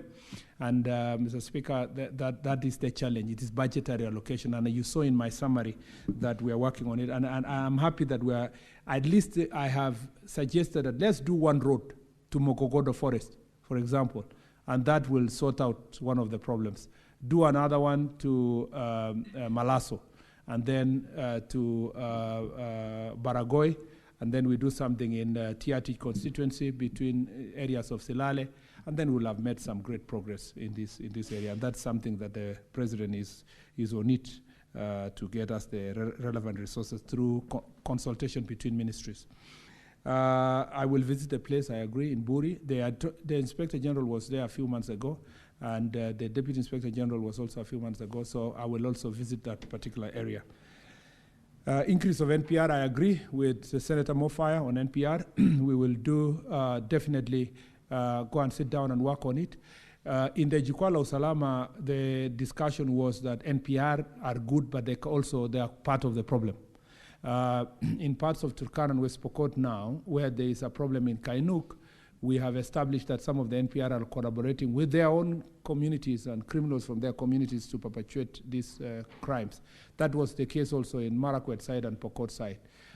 So the policy proposal was to reorganize NPR to make sure that the command structure is very clear, that the OCS is in charge of all the NPRs, so that their deployment and they have a sight of where they are and what they do. And that is really what has helped in some parts of the country, including in Marsabit and other places. So in your area, in this area of Meru, sometimes you give the NPR, but because they are not working closely with the police, then we lose a number of NPR the way we've lost in the last few months in that area. So that is being done with the Inspector General of Police and the National Police Service. 2 weeks we will launch that Jukwaa Usalama report, and it will have the policy already completed with the clarity on how that command structure will be. And then there are about 1 million, across the country. So they're about 700,000. So it is something that, I've exaggerated, 7,000, not 700,000, 7,000 NPRs across the country. So it's an issue that we must deal with accordingly. Lastly, Mr. Speaker, I think KPR, forest, resources and so forth, I think I've responded to majorly most of the questions that have been raised. Sorry? We will now... Honorable CS, it's okay. We will now move to question number 044. What clarification are you seeking? Yes, Mr. Speaker, it's not clear from the minister. This insecurity is promoted by politicians. We know of a politician in Baringo, a politician in West Pokot. In fact, his helicopter lifted cattle rustlers when they had been arraigned in court in Kitale. So it's not enough for him just to say, pinch of salt because we are competing. What are you doing about them? And if you want, allow me to state the names of the MPs from West Pokot and Baringo. Our people are being killed by these politicians in the name of cattle rustling. What is your question, Honorable? The question is, what is he doing about politicians who are promoting this insecurity? One from Baringo, another one from West Pokot. Thank you, Mr. Speaker. Mr. Speaker, banditry is not confined to Pokot community or West Pokot and Baringo or members of parliament who are from Pokot. Mr. Speaker, it's a problem everywhere, everywhere. There are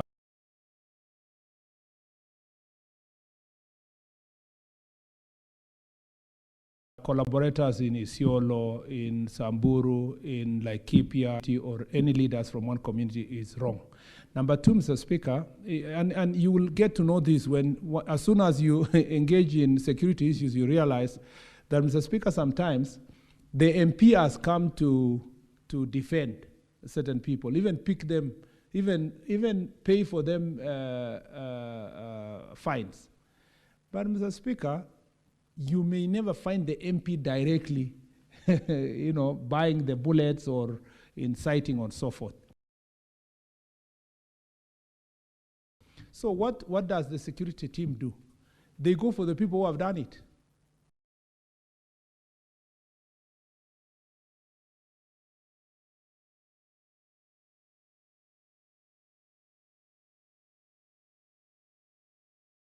So what does the security team do? They go for the people who have done it. If the MP used Mr. X to buy bullets, you go for the Mr. X who has bought bullets and deal with that one. If it has used so and so to do criminal activities, you go for them. So, Speaker, politicians also have, because I've sat in this house, sometimes mistakenly they think they're defending their community. They find themselves they're defending criminals.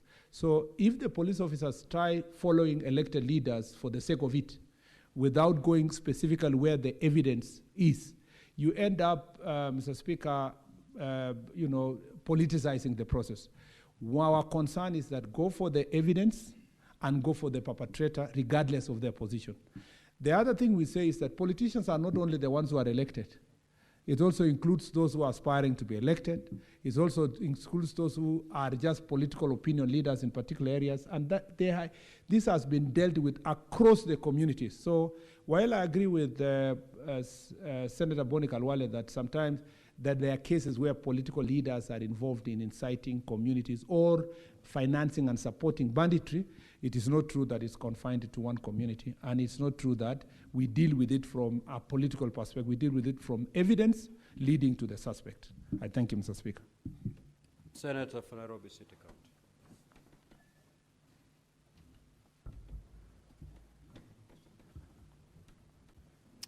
Thank you, Honorable Speaker. Mine is, the first one is question number 44. Unfortunately, Speaker, you will note that this question is from 4th of March 2025. And the reason why it's being brought to the floor 9 months later is that we have been unable to secure the attendance of the CS. No wonder he has 21 questions to respond to. But I'll proceed, Honorable CS, Honorable Speaker. Could the Cabinet Secretary state why police officers traveling across the country to Nairobi County for the National Police Service Promotion Board interviews are never facilitated with transport and accommodation, despite the interviews being part of the official duties? Secondly, could the Cabinet Secretary explain the reasons for the delay in the release of the results of the National Police Service Promotion Board interviews conducted in Nairobi between the 10th and 14th of February 2025? And lastly, was ethnic balance and the length of service considered during the promotion interviews held in February of 2025? And could the CS state all the measures taken to ensure fairness in the process? I thank you, Honorable Speaker. Honorable CS.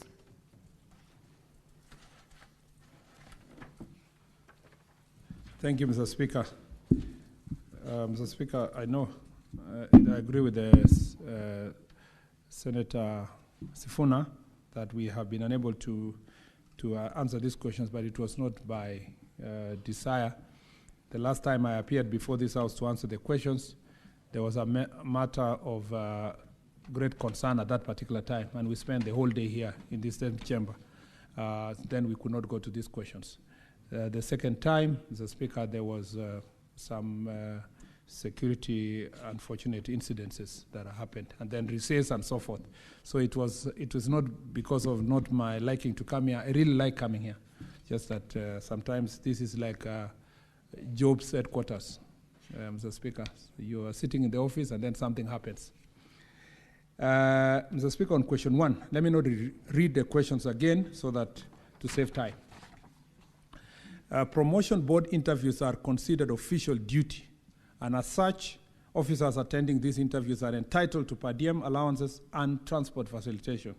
These are to be provided through their immediate supervisors, who are the designated holders of authority to incur expenditure, otherwise famously known as AIE in short. However, the disbursement of AIEs to field commander station of transport. As a result, many officers have been compelled to make personal transport arrangements to attend these important career advancement opportunities. To address these persistent challenges, the Ministry is actively engaging with the National Treasury to streamline and prioritize the disbursement of exchequer to ensure that all operational and welfare-related financial obligations are met in a timely and predictable manner. Additionally, the Ministry is collaborating with the National Police Service leadership has initiated a fleet improvement plan aimed at progressively equipping stations and posts with functional transport assets. These reforms are aligned with the recommendations of the 2023-2024 Police Reforms and Prisons Service Reform Task Force, which called for enhanced logistical support, decentralization of operational resources, and a robust welfare framework for all the officers. As a matter of fact, Mr. Speaker, everywhere I went through Jukwaa la Usalama, AIE is a matter of concern. Resource disbursement to the various police stations so that they can have money to facilitate the officers when they come for this is a matter of great concern. However, in addition to what I have said, the officer will claim this transport in the fullness of time because they are entitled to. And as long as the resources are availed, they will be paid in due course. Reasons for the delay in release of results of the National Police Service Board interviews conducted in Nairobi between 10th and 14th November 2025. Mr. Speaker, the promotion process within the National Police Service begins with the identification and allocation of vacancies across various ranks of the National Police at the National Police Headquarters. Following this, the Inspector General instructs this respective service to convene promotion boards and submit list of successful candidates. The interviews process is structured into 5 progressive levels designed to ensure transparency, fairness, and distribution of opportunities down to the lowest police units. At the conclusion of each level, candidates are interviewed and ranked. Those who attain the highest scores are notified to proceed to the next level, while others are encouraged to reapply in future exercise. Only the final list of successful candidates who are not required to undergo further interviews is submitted to the Inspector General based on merit and performance. This multi-tiered process may result in perceived delays, but it's necessary to uphold meritocracy and fairness in full compliance with Chapter 34 of the National Police Service Standing Orders. Honorable Speaker, the Ministry wishes to assure the House that the promotion interviews held on February 2025 were concluded on strict compliance with the policies and guidelines outlined in the Chapter 34 of the National Police Service Standing Orders.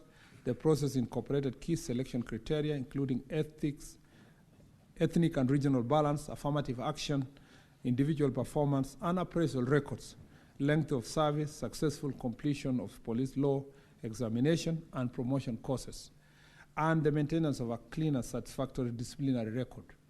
These measures were implemented to ensure inclusivity, meritocracy, and fairness in the allocation of the available promotion slots. Honorable Speaker, the welfare, morale, and career progression of officers remain a priority in the Ministry of Interior and National Administration. We shall continue to take necessary steps to ensure the promotion process are not only fair and inclusive, but also timely and well supported. I submit, Honorable Speaker. Senator Sifuna, do you have any supplementary question? Yes, Speaker, you realize that the response that the CS is reading is from April.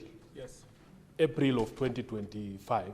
We are now in November. My expectation would be that you would give us an updated status, the current status. For instance, Honorable Speaker, you tell us, CS, have the reimbursements now been paid to the officers who attended interviews in February using their own resources, number one? Has the report on those interviews now been released? I mean, Speaker, this is how many months down the line? From April to now is almost 7 months. That is the expectation we have today. He cannot just read what he sent us in April. So let him tell us, are the results of the interviews out? Have the officers been reimbursed for the expenses they incurred in this? Are there any pending payments? And lastly, Honorable Speaker, on ethnic composition, it would be very nice if the CS gave this House a breakdown of the ethnic makeup of the upper echelons of the police force. I thank you. CS, maybe you can give that clarification. Yes, Mr. Speaker. For the promotion, it was done, and the officers are already in the, for the lower ranks of police officers like corporals and sergeants, they completed the training. So they have already been promoted. You see, all of them go to promotional courses. At the higher ranks, they are still in various training centers. They are going through their training.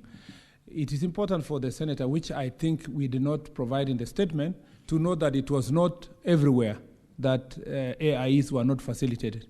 It was based on the budget of every different police station. So it was not general to every place. And I would require to engage the National Police Service again to confirm if after they have left their training course, as they go to their promotion stations, as they get also higher salary, whether it is accompanied by their transport allowance. On the question of composition of police officers senior ranks, that should be a straightforward question. It's also available in public domain, but I should be able to share maybe from commissioners to go up, who are people occupying these positions across the country. That is a public knowledge, but we can submit it as supplementary statement later, Mr. Speaker. I thank you.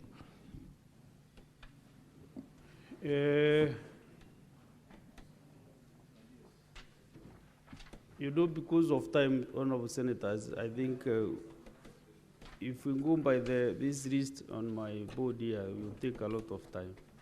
So maybe I'm very much constrained to ask Senator Sifuna to ask a second question. Unless if it is on the promotion, the interviews, specifically. Senator Mandago. Thank you very much, Honorable Speaker. My supplementary question to the CS is it true that the officers who have been promoted 2 ranks within 6 months on merit, is it also true that there are ranks beyond which an officer should not be promoted on merit, and they have been promoted on merit? I missed the second. Sorry, repeat. My question is, Honorable Speaker, to the CS is it true that there are officers within the ranks who have been promoted on merit twice within 6 months, and also whether senior officers have been promoted on merit on ranks ordinarily you cannot be promoted on merit? Thank you. Just a minute, CS, let's get 2 more. Senator Gataya Mufaya.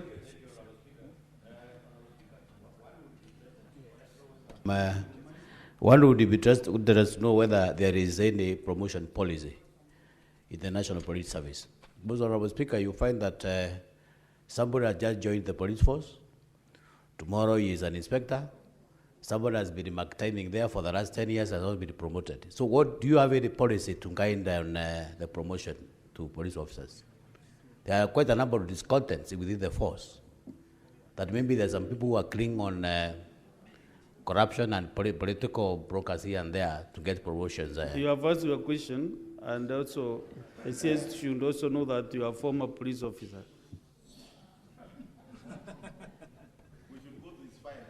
Yeah, maybe did not get the promotion then. So answer those 3 questions, then we make progress, kindly. Am I in order, Mr. Speaker, to request Senator Mofaya to disclose the rank which he retired and how he ended up being there? Mr. Speaker, that's on a light note. Mr. Speaker, on the promotion, I agree first with Senator Mofaya. Before I answer Senator Mandago's question, during the Jukwaa la Usalama, these issues were raised by police officers directly, OCSs and the officers that we were in the forum together. And there was a concern that some people, it takes 30 years and they've never been promoted. Others, as you've said, takes 6, 7 years, they are promoted. And so the police service requires a promotion policy. And the conclusion of the Jukwaa la Usalama report is that they need to be clarity on promotion policy, that people know if they attain certain number of years and they do not have in their file any criminal record or whatever bad record, and they are diligent in their work, then there should be motivation by ensuring that there's clarity on exactly how do you get promoted. The other issue that Senator Mandago has raised came up also during the discussion, that is, can you allow people at certain ranks to be promoted without going to do the training? What has happened is that, and mostly affects your bodyguards and a number of other places, is that sometimes you come and lobby and say, I've stayed with this bodyguard for many years, which is right, because you are making a case for the person who's working with you. And then you say, let's promote them. Then when we tell you, we are promoting, but they go for training, you say, can they get by merit? So one day, you are no longer a senator or a governor or an MP. Then they have a rank of at a level of inspector or chief inspector. They are supposed to go and run a police station, but they have no experience on anything. They have not been trained on anything on how to run a police station. So they cannot even be an officer commanding any station, because they have just been helping you and supporting you as government officers. So again, the decision, the report indicated that there should be a rank within which a person cannot be promoted without going to training. And starting with the members, the ones who are promoted recently, a good number of them were even those promoted in merit, because merit is allowed. Even those promoted in merit were told, yes, you are promoted merit, but you must go for training, because now you are progressing to a certain rank. But in terms of what Senator Mofaya raised, a policy must be in place, either be infused in the standing orders or a standalone policy on promotions and transfers, like I mentioned in my opening statement. I am not aware of specific cases, as Senator Mandago raised, where someone has been promoted in 6 months beyond 2 ranks. I am not very much aware about that. Thank you, Mr. Speaker. Let's go to the next question, Senator Sifuna.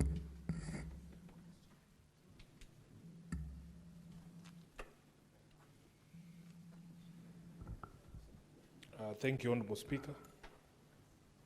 The next question is from friends of mine in Kibra, the Nubian community, and across the country. Could the Cabinet Secretary confirm whether there are any plans to issue a citizenship code recognizing the Nubian community as a Kenyan ethnic community, and indicate the expected timelines for such issuance?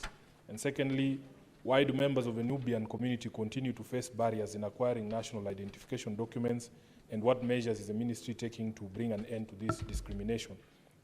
Thirdly, Honorable Speaker, could the Cabinet Secretary outline the measures the government is taking to expedite reparations to the Nubian community for historical land injustices occasioned by that lack of recognition?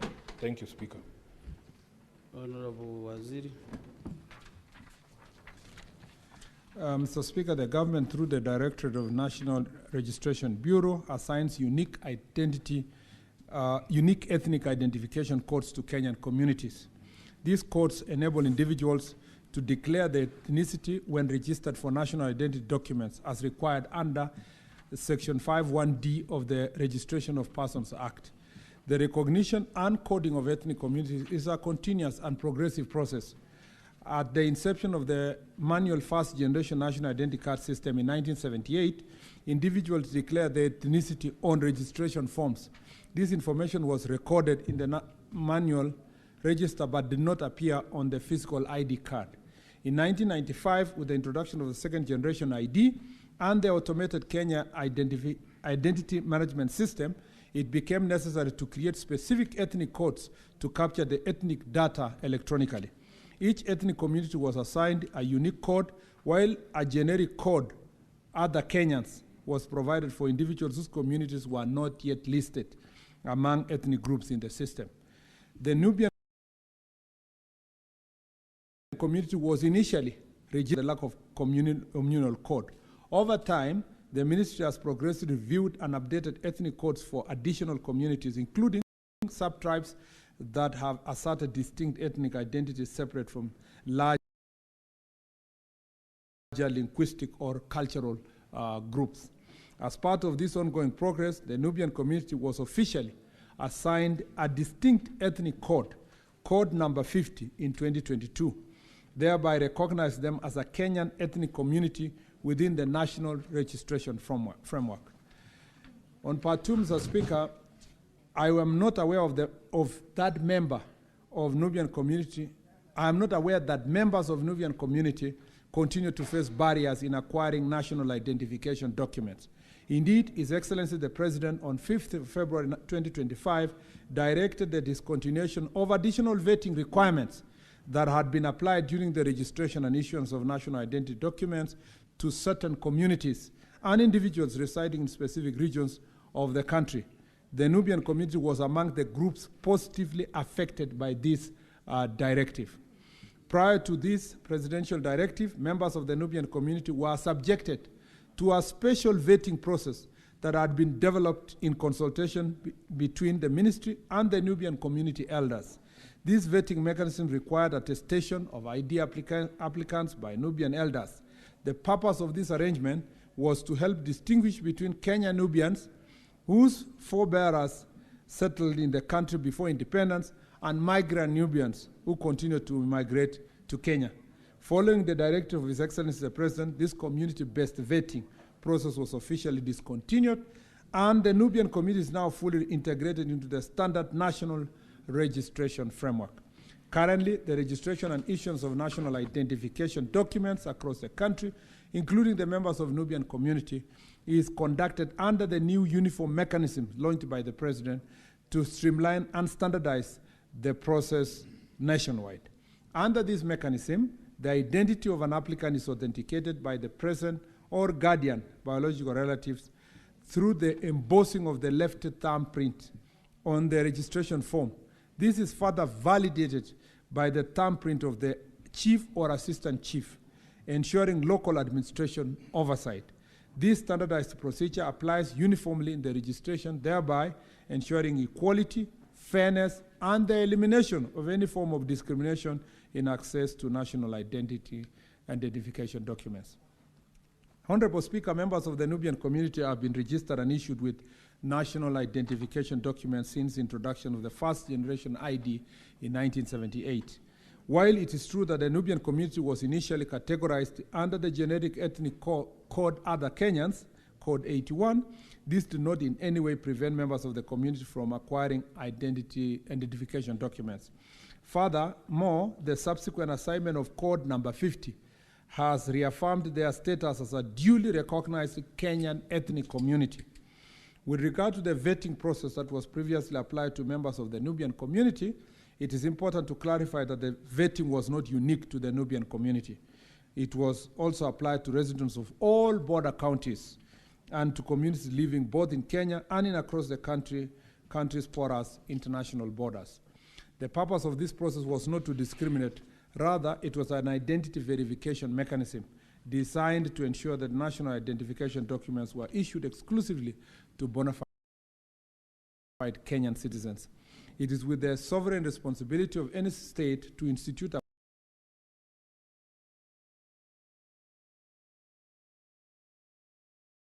appropriate measures to differentiate its citizens from non-citizens, particularly with regard to cross-border movement and settlement patterns. Given these facts, it could therefore not be accurate to claim that members of the Nubian community have been denied recognition as Kenyan citizens. The government has taken deliberate measures, including the abolition of the extra vetting requirements and the standardization of national registration process to ensure that all citizens, including the Nubian community, enjoy equal treatment and access to identification and citizenship services. Mr. Speaker, the government remains fully committed to promoting inclusion, equity, and fairness for all communities in Kenya.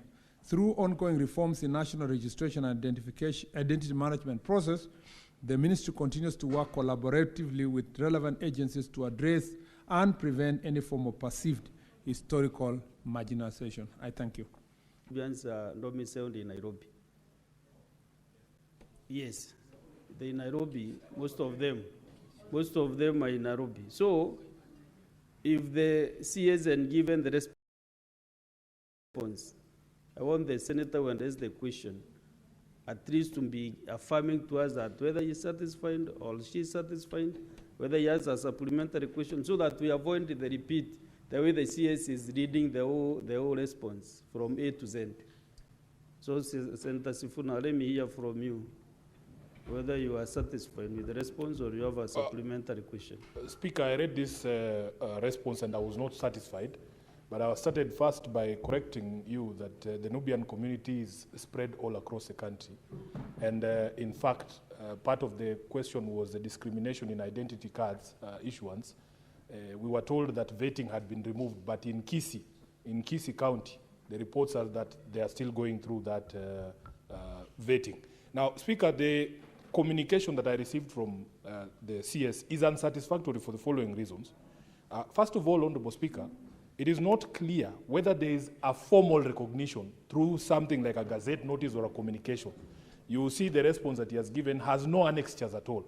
In 2016, when we were recognizing the Makonde community, Honorable Speaker, there was a full ceremony.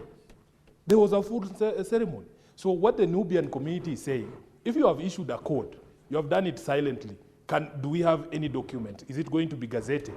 Is there going to be a formal ceremony? Does the issuance of a code now recognize them as the 50th community in Kenya? Those are the reasons why we are saying, Honorable Speaker, this is not a satisfactory response. Let him add those specific details. And lastly, on the question of land, there was a court ruling in 2015 that required the restitution of the remaining 3,000 acres of land or appropriate reparations to the community to be done. The CS has not addressed himself to that question of land restitution. So let him provide those two clarifications. Will we see a gazette notice? Will there be a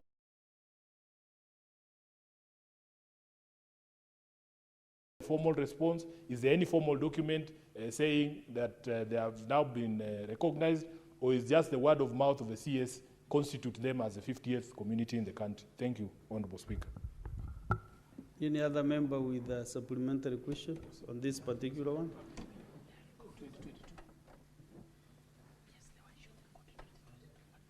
Senator Manzo.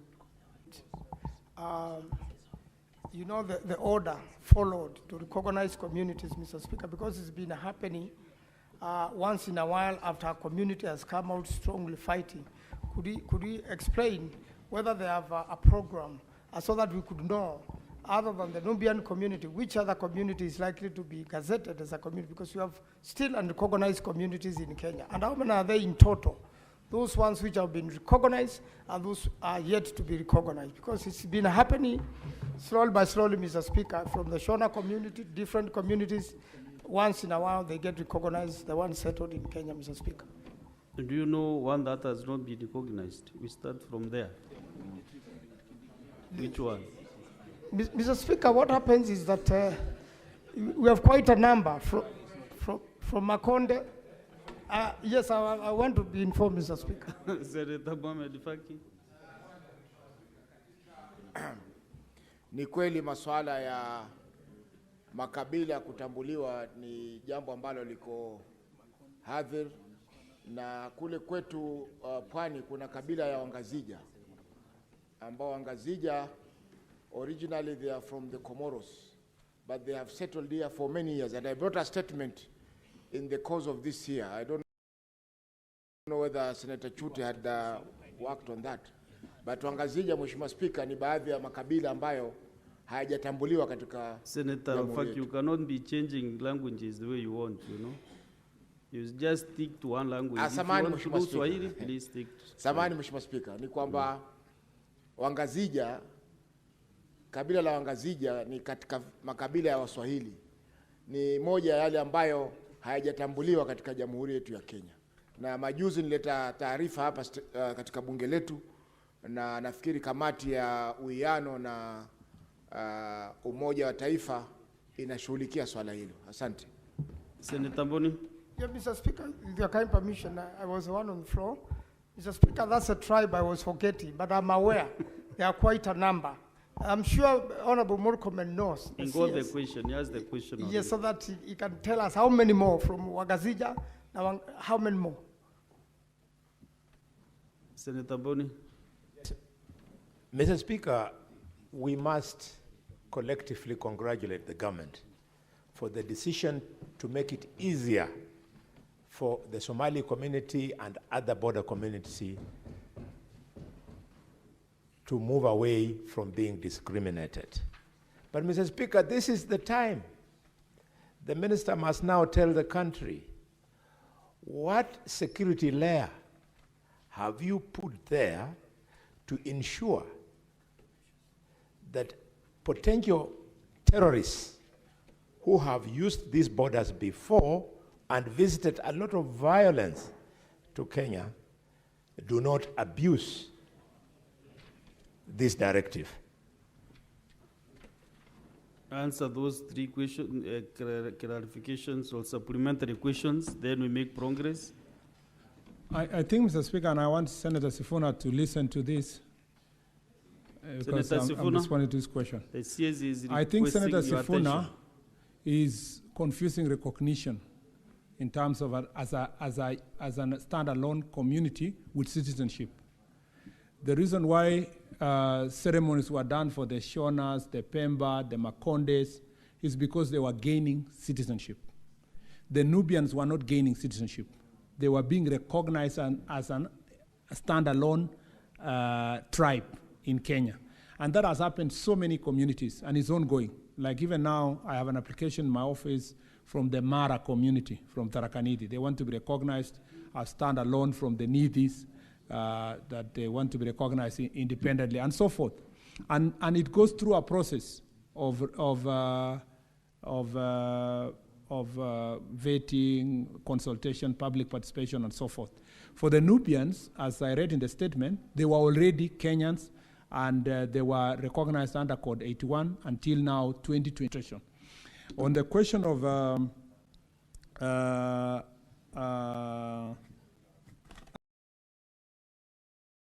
I think that was really your main concern. On the question of land, I think that's beyond my jurisdiction, unless I specifically go about it to seek lands, and maybe an issue that we need to continue interrogating.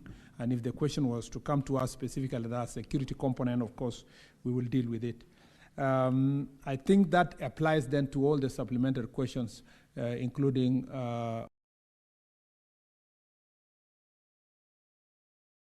from Makueni Senator and from the Mombasa Senator, all senators.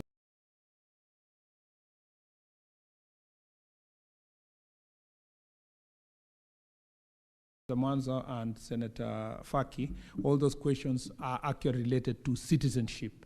And so we go through application processes. And there's one from, I think, Bali, from Taita Taveta, that is under consideration, under application, and so forth. And that will be processed accordingly.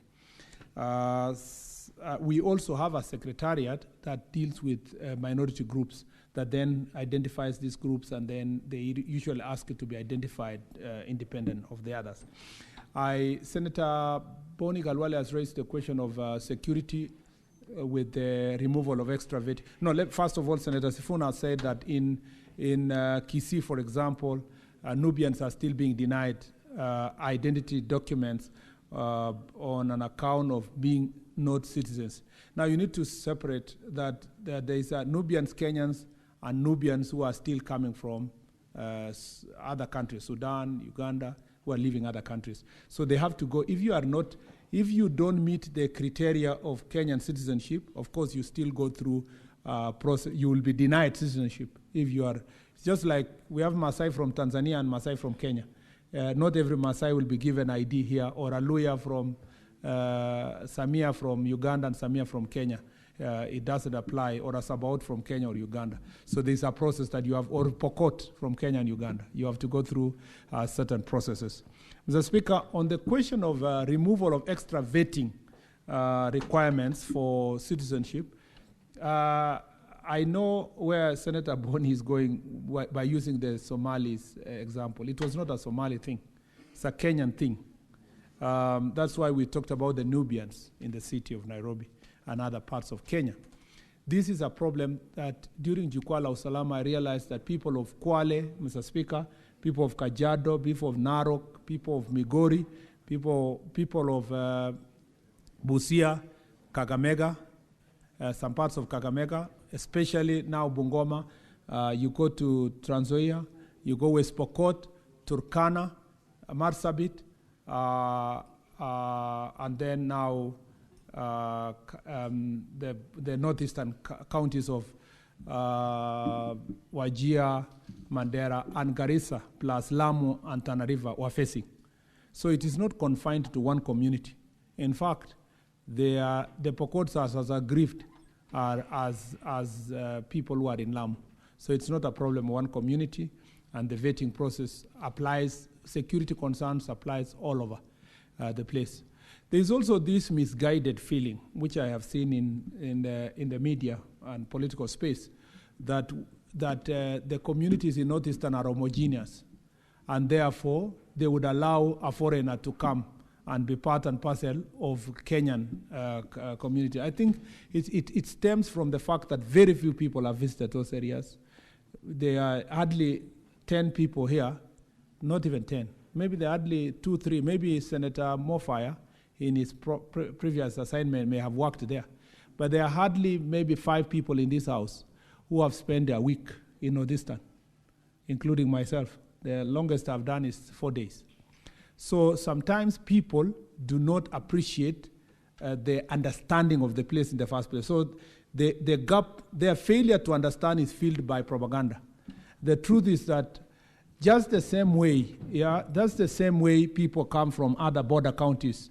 In Kajiado, for example, they will not allow a person from Tanzania, because they speak the same language, to come and take over their land or become part of the population of their land. It's the same way in Wajir, it's the same way in Mandera and other parts of the country. I think this ethnic profiling of one community should come to an end, Mr. Speaker, and people to appreciate the vetting process, which was extra, is unconstitutional, because the Constitution says all Kenyans must be treated equally. The person in Migori border in Isibania who is being denied documents because they are bordering Tanzania deserves equal treatment with the person in Turkana and the one in Wajir. I thank you, Mr. Speaker.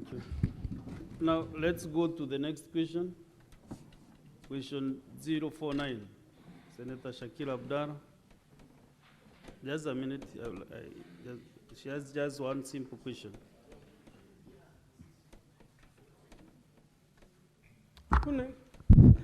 Thank you, Mr. Speaker. Mr. Speaker, my question is on the ban of night travel for public service vehicles along Lamu-Wito-Garseni Road. Honorable Speaker, my first question is, when will the current ban on night travel for public service vehicles along Lamu-Wito-Garseni Road, which was imposed to curb terrorism in July 2014, will be lifted? Number 2, measures put in place to ensure a swift response to medical and security emergencies at night. Mr. Speaker, number 4 is how the government has involved local communities in assessing the impact of the ban in the region's economy and transport sector.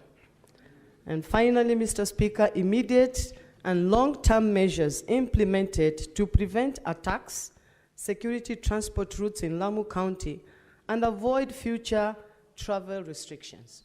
I thank you, Mr. Speaker. Honorable CS.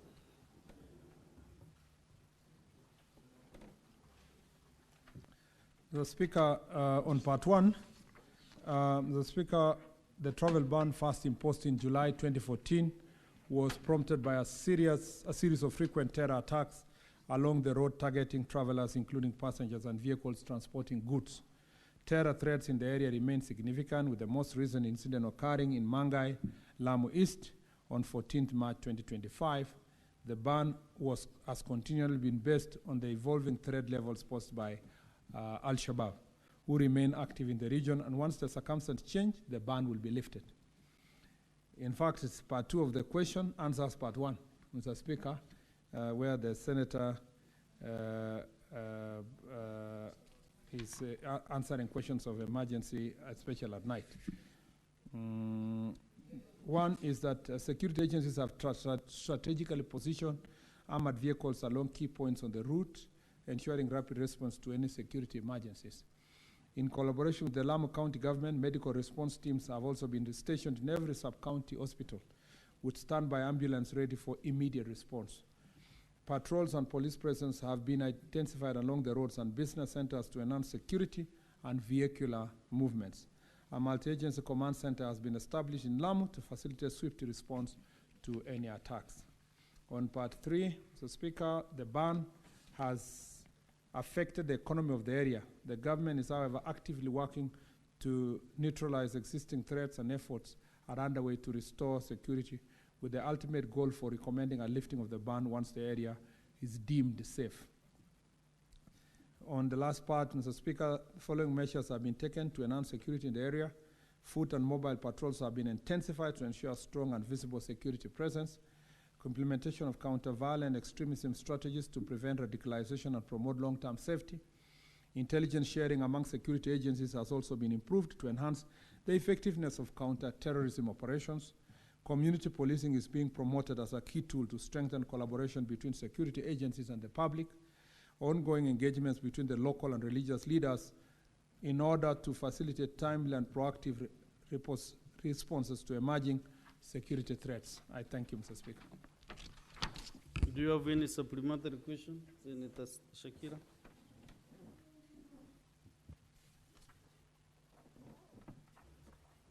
Thank you, Mr. Speaker. I want to thank the Waziri for his response. As you are aware, Mr. Speaker, this ban has been there for the last 11 years. We know the security is very important, and it's a very serious issue. And we know there are areas in this country which are neighboring the borders, whereby they have more serious security issues than Lamu. But yet, there are no bans which has been put in those counties. My question to the Waziri is, if he realizes, and he has put some measures which he has narrated here clearly, I don't know what more is left for him to do in 11 years which has not been done, that will be done now for this ban to be lifted. Mr. Speaker, what I'm asking from Waziri is the timeline of whatever he is doing. When will it be done and completed so that this ban can be lifted, which has been there for the last 11 years, and it has been affecting us economically and in many different ways. And even we cannot have tourism because of this ban. Mr. Speaker, the measures which he has put in place are good enough, which he has narrated here. What more needs to be done? And us, as members, as Kenyans, we are suffering. We are like in a curfew. For 11 years, we cannot move, Mr. Speaker. No other part of this country is suffering the way Lamu is suffering. I don't know whether this is fair. It is not fair, Mr. Speaker. 11 years, we can't move. We need answers. We are tired, and it's enough. Any other supplementary question on this question? Senator Ramu. On the same issue? Yes, yes. Thank you very much, Honorable Speaker. Honorable Speaker, I want to sincerely thank the Cabinet Secretary for the question, actually, the way he has answered the question. Cabinet Secretary. Honorable Speaker, the buck stops with the government. It is the government that is supposed to tell us when those roadblocks are supposed to be lifted. But for the time being, Honorable Speaker, I want to support the Cabinet Secretary, and I want to say that we as the citizens of Lamu, we are looking at the government to make sure that they prevent and actually they give the necessary security to the people of Lamu. Lifting the roadblocks, Honorable Speaker, does not mean that the security of that area is now in good place. Honorable Speaker. Do you have a supplementary question? Yes, I have it. Honorable Speaker, I want to say this, that I want to repeat by saying that the buck stops with the government, and it is the government that is supposed to tell us when these roadblocks will be lifted. Honorable Speaker, I want to oppose the question by Honorable nominated Senator. Honorable Speaker, finally, Honorable Speaker. I thought you have, okay, you agree with the CS. The Yes, I agree with the government CS. has taken. Yes, Isn't now it? the supplementary question is this. So that's okay then. Okay. Now, Honorable Speaker, my supplementary question is, there is a very big problem in Lamu. And I want the Honorable Cabinet Secretary to explain to us, when is he prepared to remove the asbestos that are in Mpeketoni police stations that has been there for a very long time? Actually, when the Cabinet Secretary, Honorable Duale, actually gave a directive that all those asbestos should be removed. And they have never been removed, Honorable Speaker. And I want to know, when is the government preparing to remove all those asbestos? Okay. And Senator Faki, last one on this question. Haya mambo ya Lamu sisi pia yanatuathiri watu wa Mombasa. Mheshimiwa Spika, ningependa kujua kutoka kwa waziri, hii vizuizi vya kuzuia watu kusafiri Lamu vilitolewa kama kupitia kwa gazeti rasmi la serikali, na gazeti hilo lilichapishwa mwaka gani na tarehe gani? Kwa sababu hauwezi kuzuia watu kutembea. Naomba sasa tuulize swali, tuache taarifa. Ni swali hilo Mheshimiwa Spika. Huwezi kuzuia watu kusafiri bila ya kutumia gazette notice. Kwa sababu katiba inatupa uhuru wa kutembea wakati wowote. Kwa hivyo iwapo kuna vizuizi vitaka kuwekwa na serikali, lazima kuwe na gazeti rasmi la serikali ambalo litasema katika eneo hili huwezi kusafiri usiku kuanzia saa 12 jioni mpaka saa 12 alfajiri. Wakati wa COVID, Mheshimiwa Spika, kulikuwa na gazette notice kama hizo ambazo zilitolewa kuzuia watu wasiweze kusafiri. Na kila baada ya miezi mitatu zilikuwa zile gazette notice zinaletwa katika bunge hili na bunge la kitaifa ili kuongezwa. Asante Mheshimiwa Spika. Senator Chute, just direct to the question, your supplementary question. Tangu ni mambo ya roadblocks. Mheshimiwa Spika, roadblocks ni shida kubwa sana kwetu. Marsabit kulikuwa na roadblocks 17. Saa hii nataka kuuliza waziri kama anajua kuna roadblocks imeanza kuingia usiku mahali inaitwa Turbi na Bubisa. Kama hiyo roadblock ni inaingia iko gazetted ama inaingia kwa njia ya kinyuma atueleze na iondolewe. Asante sana. Hiyo iko kwa barabara ya kwenda Lamu. Barabara ya kwenda Turbi, barabara ya kwenda Moyale iko Turbi na Bubisa. Watu Mheshimiwa Spika, watu walipo swali hili inahusikana na swali ambalo liko katika Mheshimiwa Spika, watu ya Marsabit wana watch. Huyo madam alipouliza wakasema uliza ya Turbi na Bubisa pia, Honorable Speaker. Asante. Wamekusikia wale. Asante. CS, respond to those supplementary questions. We make progress. So far, so good. Professor Jenda, keep yourself set with your questions. So, Speaker, on the ban, I agree with the Honourable Senator that it has affected the economy of the people of Lamu, and these are not contestable facts. It is the truth. But, Mr. Speaker, weighing it against the loss of life, balancing the economic issues and the loss of life, the government will side with the side that is protecting lives. Mr. Speaker, it is good to also realize that we are not banning movement to Lamu completely. It's just at night to ensure that we protect and prevent any possible terror attacks. Because, Mr. Speaker, losing one life is one too many. So I ask my sister to bear with us as we continue assessing. Unfortunately, we can't give timelines because the timelines are dictated by external factors that we must deal with first. And that threat is continuous. The threat is still significant. And so it's important for us and for you in support of the economy of Lamu. In fact, if you were to be very deliberate in terms of your calculation. The cost of one attack of a terror outweighs 365 nights where you ban transport at night.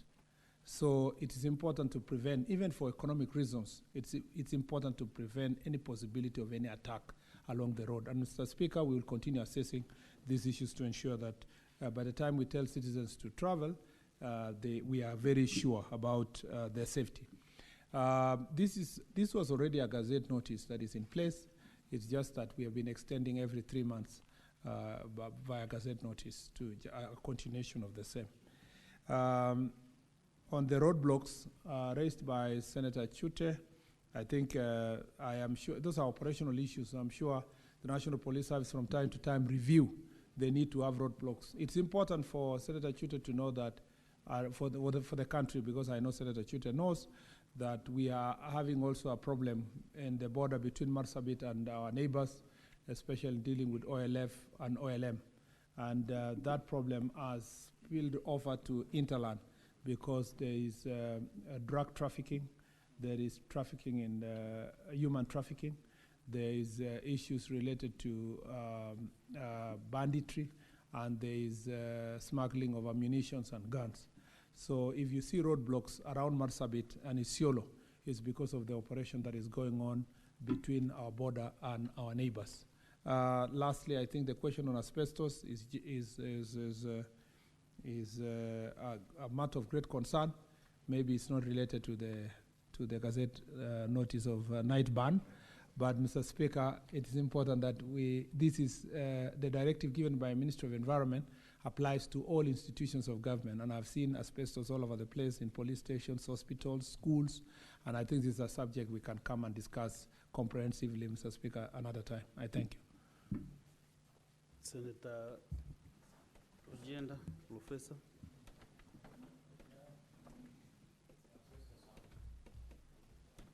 Thank you, Mr. Speaker. Mr. Speaker, I have 3 questions, and I have 3 responses from the CS.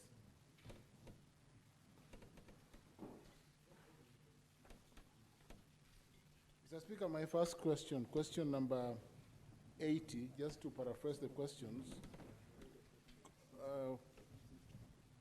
I start with question number 28, Mr. Speaker. In summary, could the CS or Cabinet Secretary for Interior and National Administration provide us a status update on the operationalization of Kanyakwar location in Kisumu East constituency, Obunga sub-location in Kisumu Central constituency, and Kabonyo Kanyagwal division in Nyando constituency, all in Kisumu County, and provide timelines for the full operation of the said units. 2, are there plans by the national government to construct offices and other supporting infrastructure, deploy administrative officers, and provide necessary equipment to the administrative units? And if so, could the CS explain any specific measures put in place to fast-track the process and address any challenges faced so far? 3, has the ministry engaged members of the local communities on their needs and concerns regarding the operationalization process, particularly relating to the location of divisional headquarters at Kabonyo, Kanyagwal? And lastly, Mr. Speaker, could the CS also state all government services that will be made available to residents of the said units upon full operationalization? Mr. Speaker, I have received responses from the CS on this question, which responses are satisfactory on the operationalization. So I don't think that CS need to respond on this one. It is satisfactory. Let's go to the next one. Yes. Mr. Speaker, the next one is question 29, again addressed to the CS Interior and National Administration. Could the Cabinet Secretary provide a detailed account of civilian deaths, injuries, property destruction, and vandalism looting during the Gen Z-led demonstrations June, July, August 2024? Could the CS explain the reasons behind the protests, detailing arrests and any charges filed? What security measures were in place to protect Parliament buildings during the security breaches of 25th June 2024? And was there sufficient intelligence to anticipate the magnitude of the demonstrations? Lastly, what protocols and measures have been implemented to ensure that law enforcement manages future demonstrations while respecting constitutional rights. My last question, Mr. Speaker, so that the CS could take all this together. What is the status of that question? Mr. Speaker, I have again received a detailed response, including the number of deaths, the causes and actions taken by the security apparatus at the time. Yeah, maybe the CS will just highlight a bit as he responds to the last question. You are satisfied I with am the response? satisfied. He will just highlight, I'm sure, in the end. If you are satisfied, that's okay. Let's go to Lastly, question Mr. Speaker, 080. the last question, yes. The last question is on there's no arrangement. Senator Professor. Order, Senator. Mr. Speaker, the last question is on the CS Interior and National Education. We are not the the Cabinet one to allow Secretary. this around. I'm the chair of this session. Thank you, Mr. Speaker. You're out of order, Senator. Could the Cabinet Secretary provide an update on don't any assume you formal... know everything in the world that the chair does not know. Yes. Mr. Speaker, conclude. Mr. Speaker, could I conclude that the CS could provide highlights when I'm done? Actually, this is the way to go. Thank you very much, Professor. Yes, thank you. Could the Cabinet Secretary provide an update on any formal investigations into an incident involving Pastor James Nganga of Neno Evangelism Center, who was recently captured on video slapping a congregant during a live church service? 2, what existing or proposed legislative or policy interventions are available for governing the conduct of religious leaders and institutions which aim at curbing the abuse of force, public humiliation or coercion of congregants and other abuses while upholding the constitutional guarantee of freedom of religion as stipulated under Article 32 of the Constitution? Lastly, what protection exists for worshippers and whistleblowers who report incidents of abuse, violence, or exploitation within religious institutions? Mr. Speaker, the CS can answer those questions. So that, let me give guidance. What you have said is that you are satisfied with the responses on the 3 questions, isn't it? Yes, Mr. Speaker, you could give a highlight of 2 minutes. No. I am satisfied, though. What I want to ask is the senators, if there is any other senator with a supplementary question. On the 3 questions. Have you a seat? Senator Mboni? Mr. Speaker, on the issue of operationalization. Wait, here. You can even pronounce it in Kiruya. Yani khulomba. Yes, Mr. Speaker, operationalization of the locations and sublocation. Minister, could you tell us, there are many new sublocations and locations across the country, and young people have undergone interviews for employment. They have been waiting, some of them even for periods of up to 2 years. When are these people going to be allowed to start working as chiefs and assistant chiefs? Any other member? Senator Enoch Wambua? Thank you, Mr. Speaker. Mr. Speaker, the Speaker, mine is also on that word, operationalization. It's going to open something. So, Mr. Speaker, the CS, if you will, we have a number of new sub-counties created in Kitui County, including Tharaka Gishu. And he knows I fought with him here to create that sub-county. It was created, it has been given a code, a DCC has been posted under the officers, but in terms of equipping the sub-county and the operations of the officers on the ground, including offices, vehicles for transportation, that has not happened. The Speaker, would the CS be kind enough to tell us when the vehicles and other equipment required for the smooth operations of especially the DCC for the Tharaka Gishu would be done? I thank you. Honorable CS, answer those two. On to those two supplementary questions.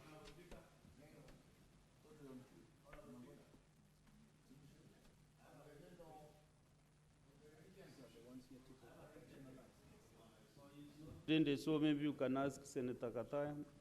The CS is not Trinde. Honorable Speaker, there is this sub-location called Kamagona. Kamagona is in Marawa location. I'm very sure Honorable Waziri is private to that information because it's somebody who has been to that place. It's called Kadangacheni, just neighboring Kadangacheni. Now it's Kadangaju. That sub-location, Honorable Speaker, has gone without a substantive assistant chief for close to 5 years since the retirement of one John Nyaga Kingo. We have under 2 interviews conducted. We have not received results for those interviews. And we have an acting sub-chief who is from Kamwado, which is quite a distance from Kamagona. So these people have been crying for services. They have not been able to get a sub-chief close to 5 years since the retirement of John Nyaga Kingo. So could the ministry, now that the minister is here, tell people of Kamagona sub-location through the senator? Senator Mofaya. Yeah, I'm asking the question. Just ask the question. I'm asking the question. I'm trying to build up the case. Not to build anything. So is it possible now for the CS to tell us when we are getting a sub-chief for Kamagona sub-location so that we can get I think generally it's about operationalization of all the... no, this is a substantive chief. Divisions... Honorable Speaker, a sub-chief retired, we have not unready replacement. Honorable Mofaya, when the chair is trying to advise you, you sit down and quietly. So I was asking the CS to answer those questions because I can see we are really constrained with time. Because all members are asking about operationalization of a sub-location, allocation, and division. Thank you, Mr. Speaker. Mr. Speaker, thank you very much. I think, first let me say that I truly appreciate the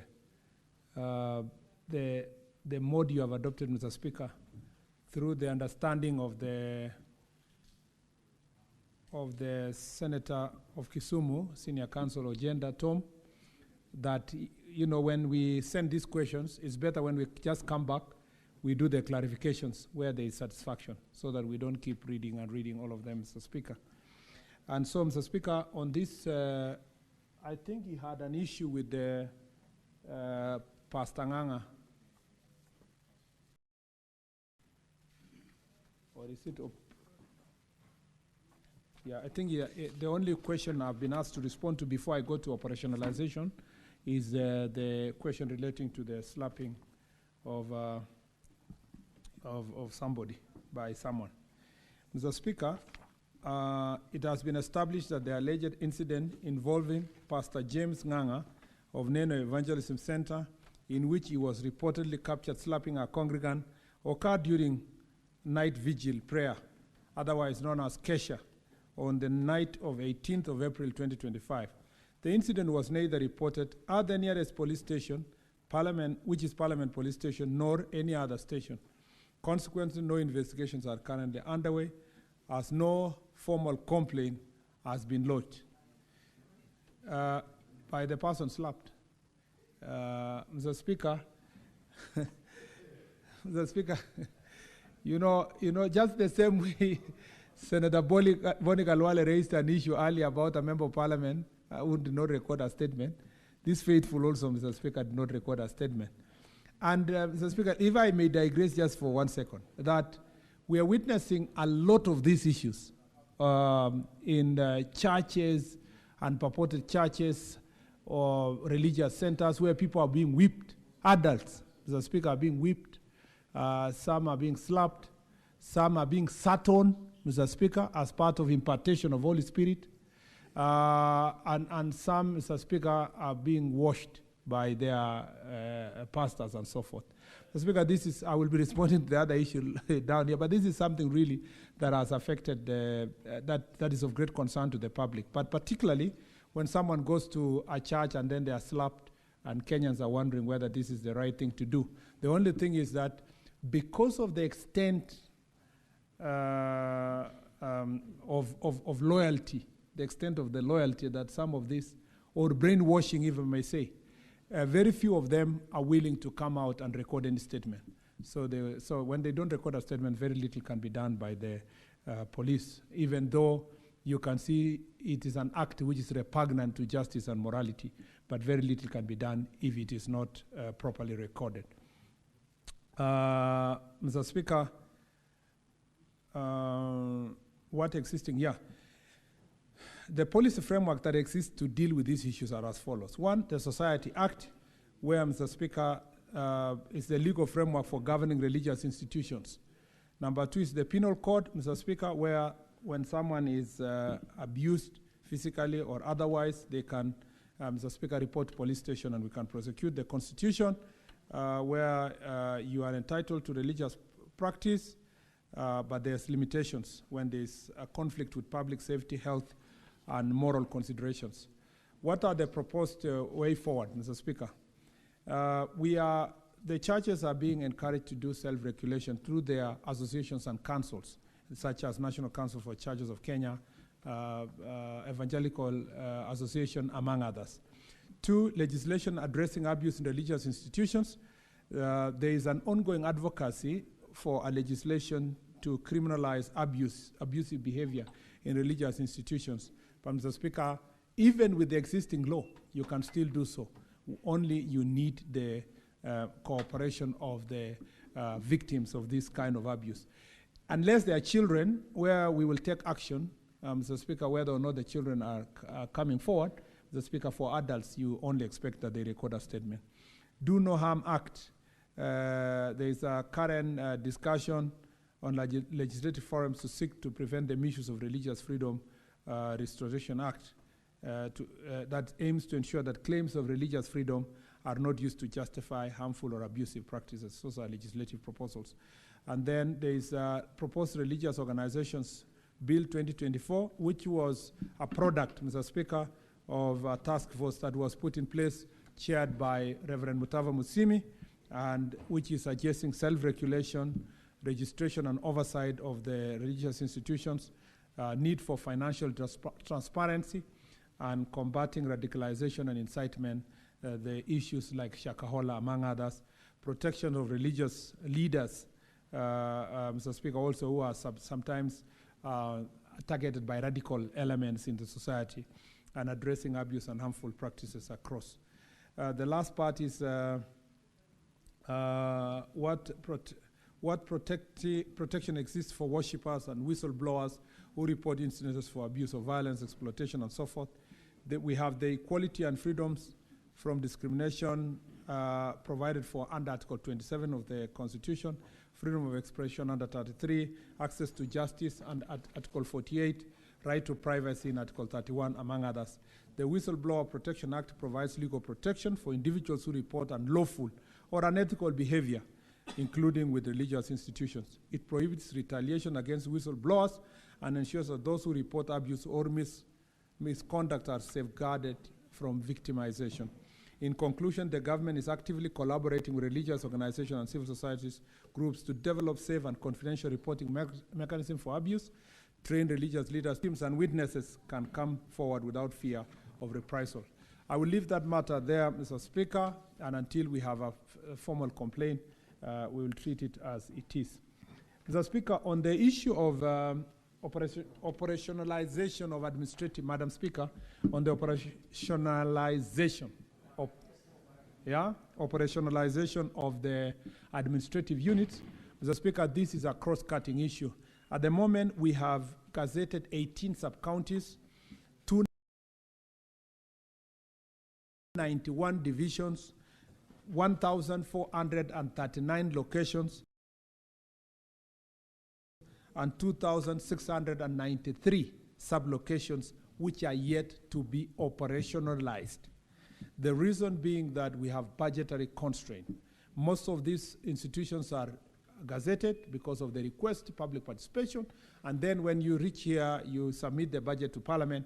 Sometimes we fall short of the budgetary requirement, to the extent that now we need like 2.5 billion shillings to operationalize these institutions. So recently we got a small budget, and we are trying to prioritize the few areas we will operationalize, starting with security places and so forth.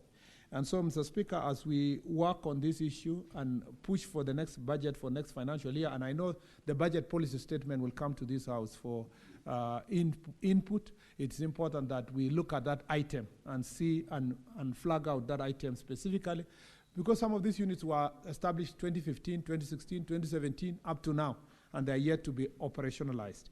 So it's important to deal with this issue, and I'm telling you that we are so keen to do so because it helps us in security operations. Unfortunately, the budgetary allocations are not adequate. Mr. Speaker, during Jukwaa la Usalama, we picked a few after consultation to the locals, a few of them that is urgent for us to do something, and we are trying to roll out those institutions. Yes. And then on the vehicles, offices, and all these other requirements is the reason why sometimes this is the thing. The leaders come and say, we want a sub-county. Then you tell them, we don't have money to construct the office, we don't have budget for vehicles. They say, no, just gazette first. So, Mr. Speaker, out of sometimes political pressure, I need to admit, the government then gazettes. And then from there, now the same leaders go public and say, how can you gazette an administrative unit 10 years ago and you have not operationalized? Okay, they tell you, what you do, just send the DCC. The rest we will see what to do. You send the DCC, he has no vehicle and he has no office. Then they come back and say, which government is this that has a DCC which doesn't use a vehicle or an ACC? So it keeps going like that, Madam Speaker. So it is important, and as you try to resist that we don't want to have these institutions, it's important to have a policy framework of establishing administrative units so that that policy framework is followed through with its own budget. And that is one of the output of the Jukwaa la Usalama policy framework. We will make sure that as we work on the policies, one of them is how to establish an administrative unit. What do you do? What indicators are you going to look at so that it's not just a political wish, and also so that the president is not under pressure all the time, like it has been with the predecessors and including the current one, that they will always be under pressure to be told, we want a sub-county here, we want a location here, we want all this. We have to have a proper policy framework, and that was one of the outputs of Jukwaa la Usalama. And as I told you, in 2 weeks or so, as we launch our report, we will make sure that that is taken care of. I think other than that, Madam Speaker, I think that those are the issues that are raised by the two. I know I didn't want to go to specifics of the location of Senator Mofaya, Senator Kalwale, and other places. I just wanted to give you the overall policy framework because I didn't come here with specific sublocation location. And as I said, as we prioritize the little money we got, about 200 million, to budget for this financial year, we will see which ones have the greatest need. And security is always at the top. And then followed by service delivery, taking services closer to the people. Thank you very much. I thought I sorted it, but if not, it will be sorted. Thank you. Thank you, Honorable CS.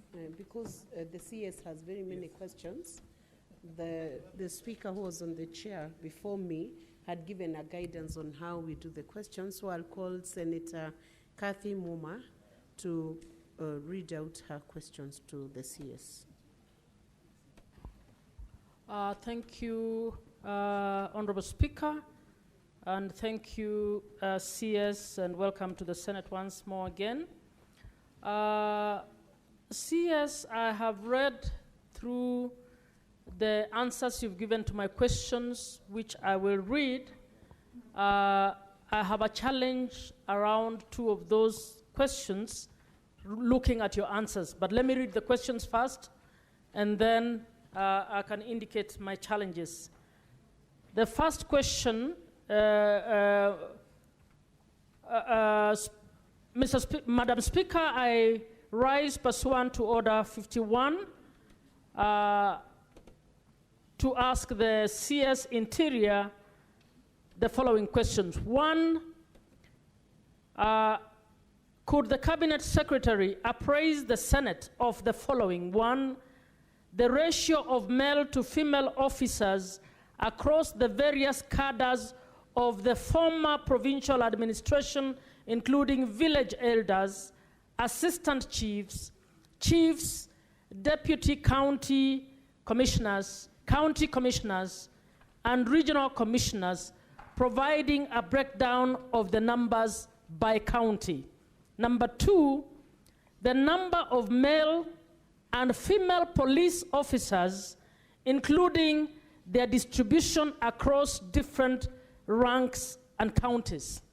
Number three, whether the ministry has any policy or internal operational framework to guide the integration of gender in its functions, including in the provision of security, ensuring protection from all forms of violence.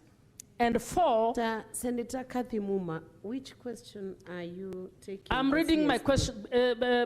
Speaker, just give me a few minutes. I will actually get back to, I will explain myself. Senator Kathy, can you give me the number of the question you're reading out to the CS? Is question number? I don't know. It is the Secretariat who actually numbers the questions. Why?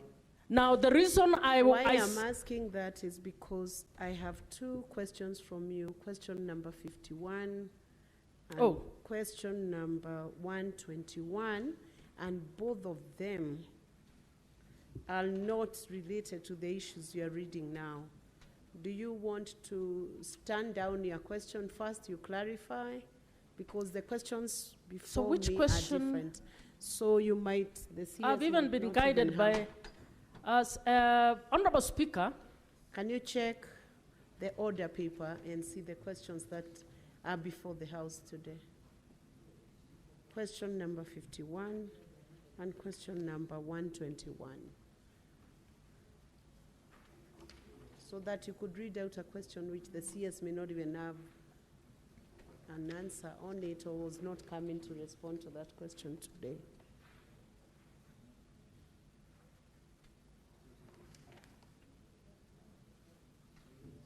Number 120. The framing of the question is very different on the order paper.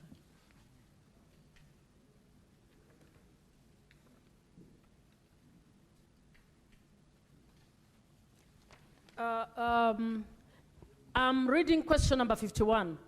And Speaker, allow me to explain myself. Okay, proceed with the revised and approved question as per the order paper number 51.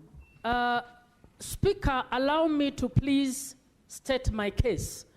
Either the Secretariat or the team of the CS altered the question. That's why I'm reading the question that I actually submitted. And let me finish fast, and then you can make your ruling. Okay. Senator Muma, then abandon that question for now. You sort out with the Secretariat and go to question number 121. Do your second question, then sort out. Allow me to actually state what I need to state, because I have been given answers. I've given you direction, Honorable Senator. Go to question number 121.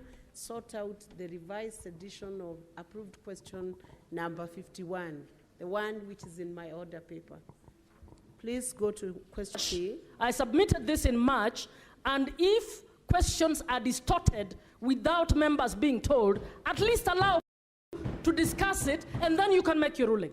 That is what I'm trying to hear. And the question was absolutely important. I heard you, you are out of order. If you are not proceeding to question number 121 first.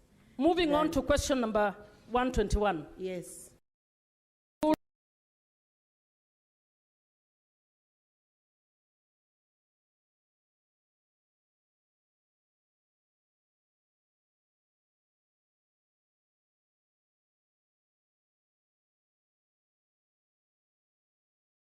compensated by the government from 2007 to date, with particular reference to those affected during the 2007-2008 post-election violence and the 2013, 2017, 2023, and 2024 protests. Question number 2, could the Cabinet Secretary indicate the statutory or policy framework that was used by government to effect each compensation, as well as the source of funding for the payment? Cabinet Secretary provide per county a breakdown of beneficiaries along with the details of where they were resettled. Number 4, could the Cabinet Secretary also indicate whether money from the Victim Protection Trust Fund has been used to compensate any victims of political violence and protests since the enactment of the Victim Protection Act Cap 79A in 2014? And if so, can he also provide per county the breakdown of the compensated persons along with the amounts received by each individual, and if not, explain why?